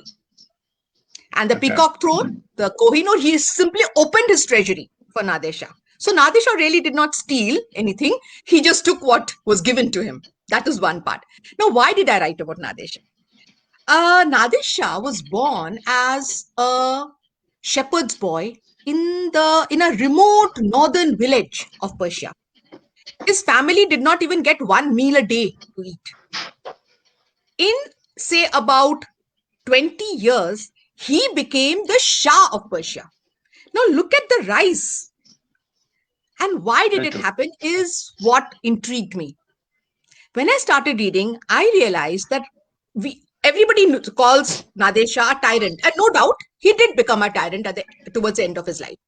But he began his political life as a savior. Persia was then under the Safavid Shahs, who were very indolent, who could not control their neighbors. They were being invaded constantly, especially by the Afghans. When Nader Shah became the commander of the Persian army, he threw out the Afghans. He made the borders safe. And in the 16th century, he was given the throne by popular vote. Can you imagine? He did not grab the throne. The mullahs and the generals told him to take. They offered him the crown. That is how he became the Shah, because they felt that however he may be, he was a very strong, determined, dominating person, but they felt that he would be able to keep their country safe. That is why he was given the throne. And then, that is what is so interesting about it. Yes. So that is what intrigued me.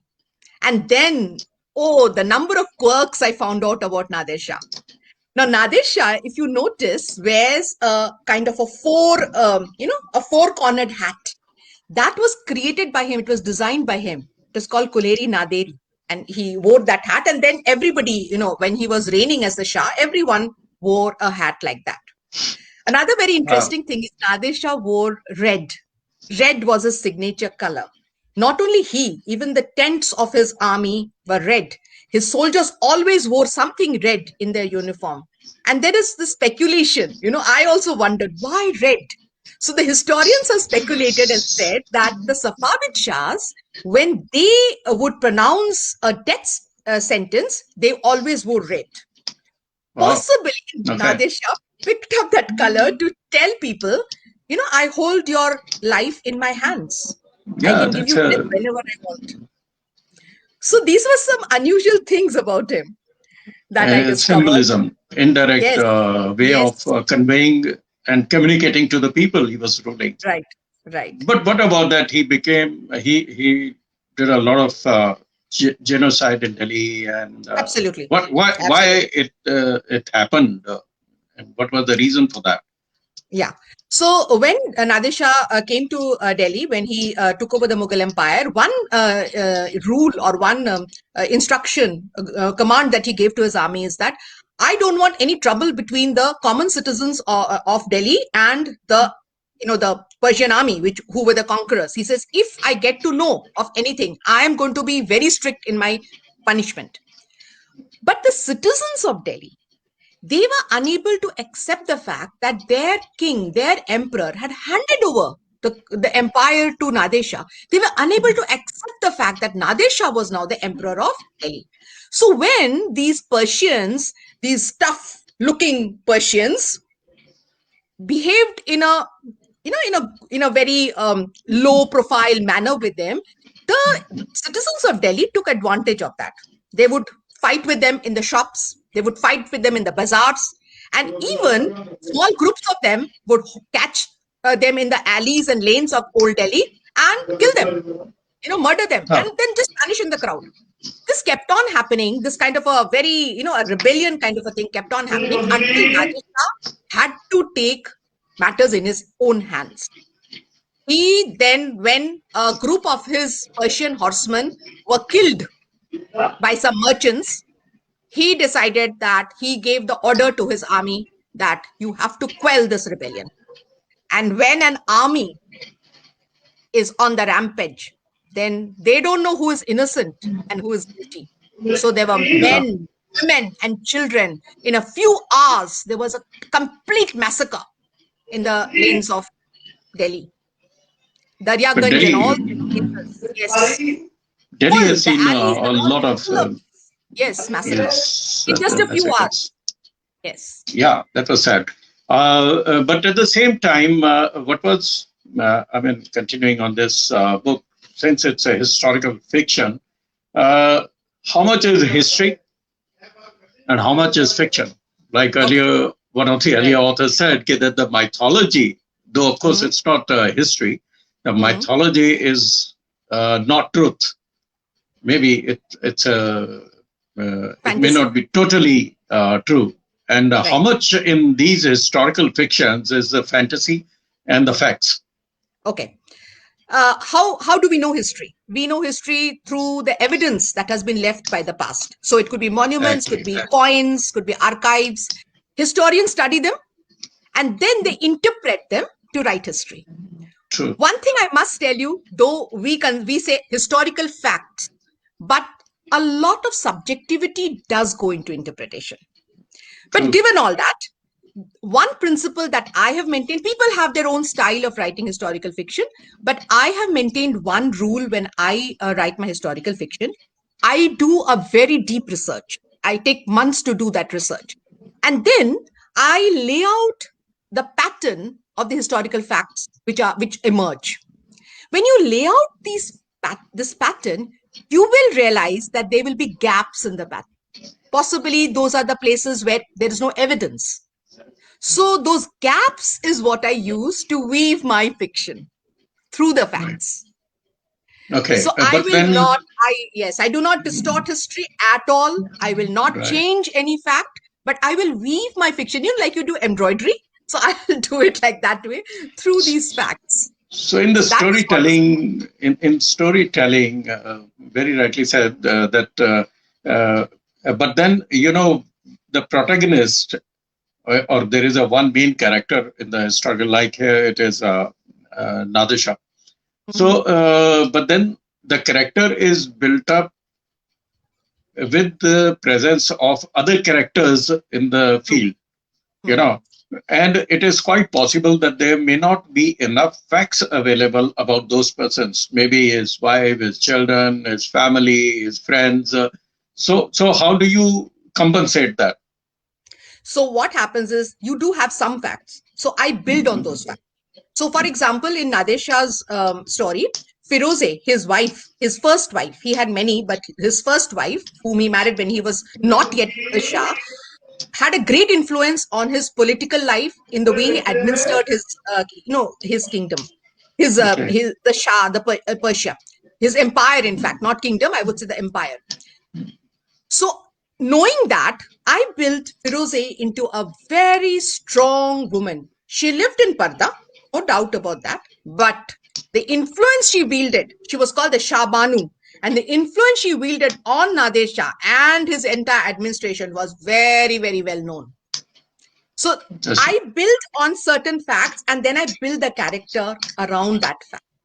Also, Nader Shah, apparently, the story goes, or what my research says is, when he came to India, when he came to Delhi, he married an Indian girl who stayed with him till the end. When he died, in fact, when he was assassinated, this girl tried to protect him and she was also killed.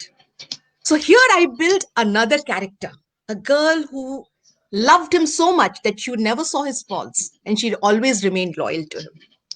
So this is how I build the character. And with this setting that I make of these subordinate protagonists builds the main protagonist. That is how I do it. It builds the different facets.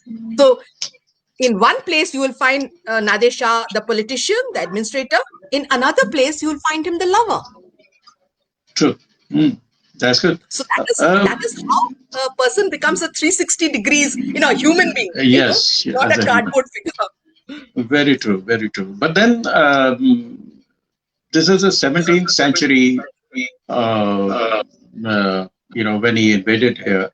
So at that time, like the Britishers used to maintain the Gazette, and they would use the Gazette to chronicle everything which is happening here.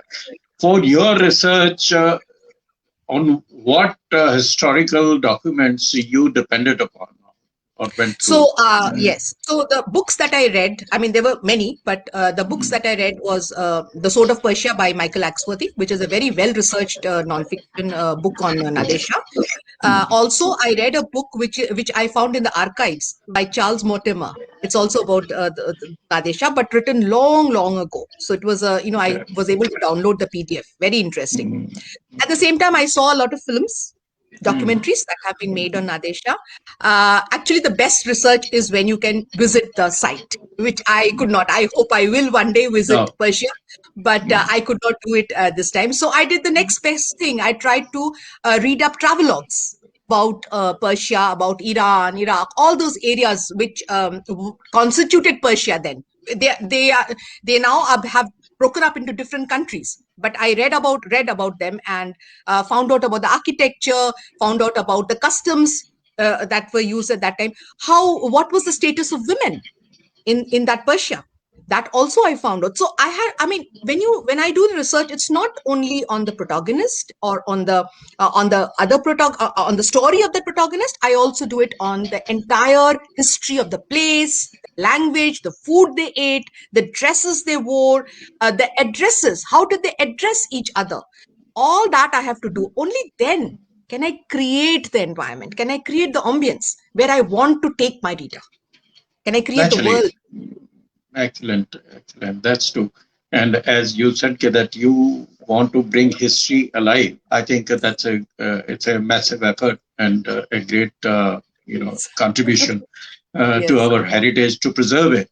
But tell me, how important for the younger generation which is coming, which is not on reading books, because I have seen with my experience and talking to some of the youngsters who want to depend upon the Kindle also, they are never able to complete any ebook.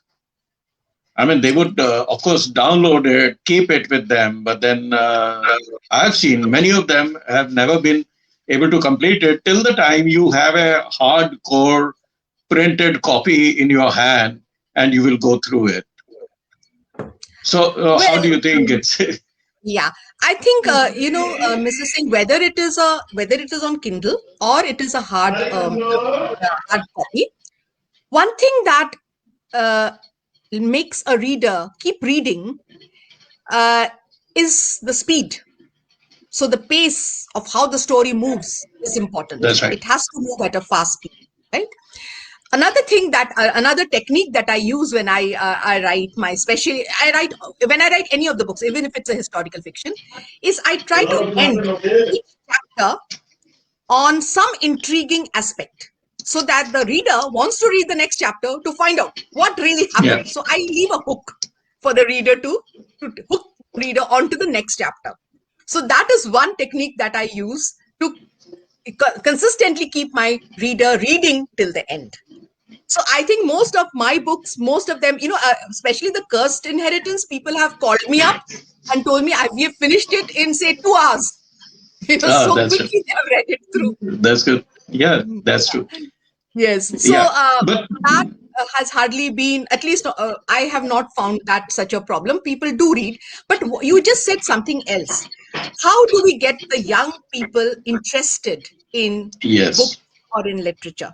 I believe that we have to walk a very tough line, a kind of a narrow bridge, which attaches the modern or what appeals to them to the past, to what you want them to know. So if you look at the Cursed Inheritance, you will find that the protagonist at the beginning, when she comes to Kolkata, she eats McBurgers at McDonald's until she discovers the marmlet.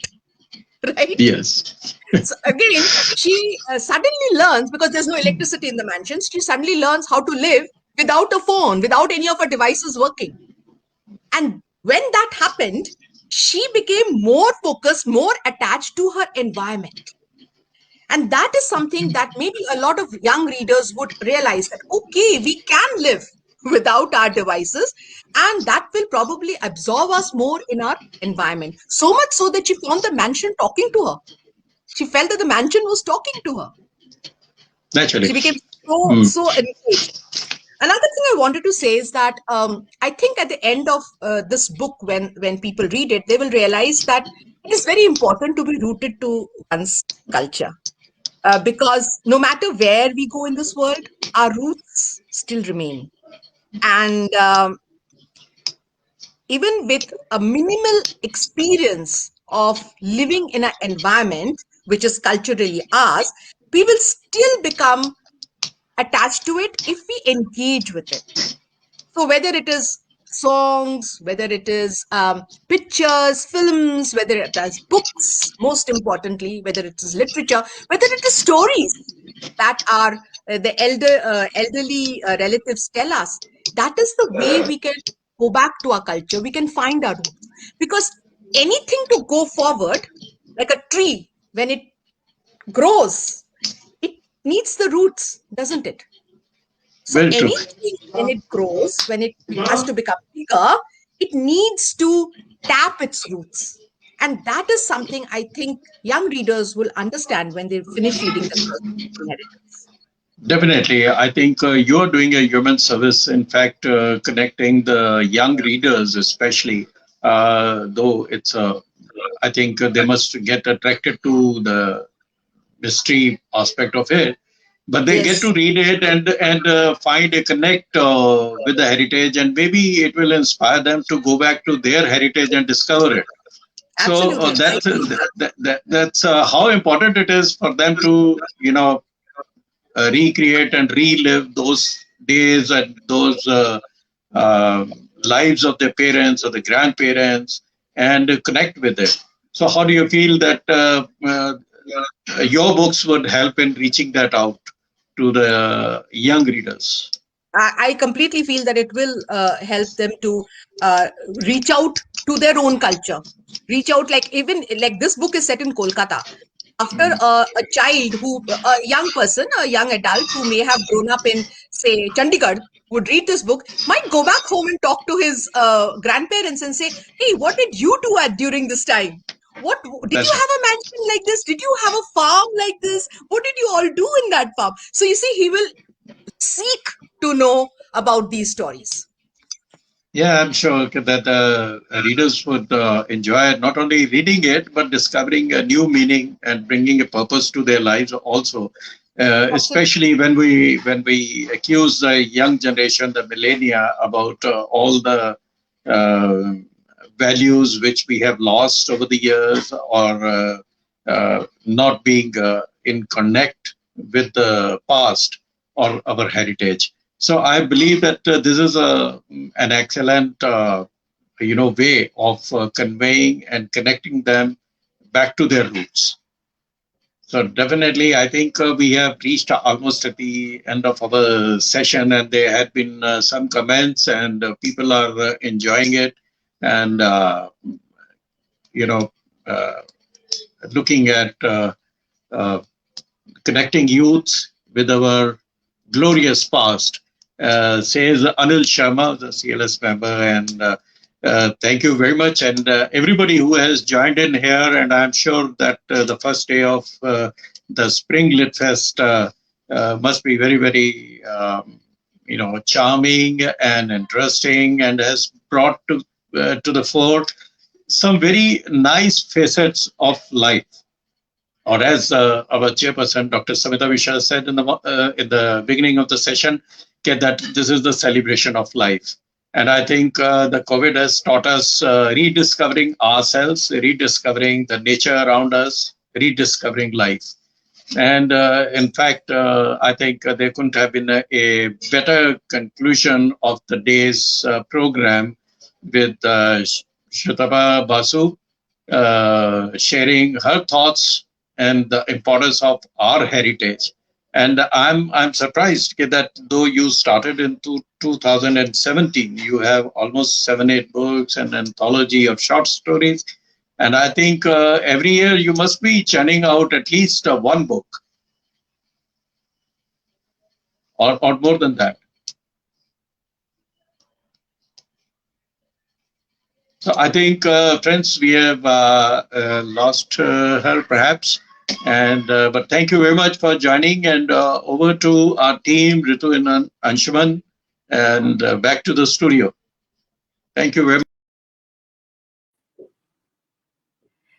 Thank you so much, sir and ma'am. That was a very enlightening and very interesting session. I loved ma'am's perspective on history and how she talks about bringing history alive. It's such an interesting paradox, like, well, most things are in life. And I think at the end of a successful day of, literary meeting and being in the midst of words, one tends to get a little philosophical and dreamy and edges on romanticism. So before I go down that path, thank you all so much for being with us today. We look forward to having you join us again tomorrow. On behalf of Chandigarh Literary Society, um, I hope you enjoyed the evening as much as I did. I hope it was a Saturday evening well spent. And see you guys tomorrow. Take care and have a very good night.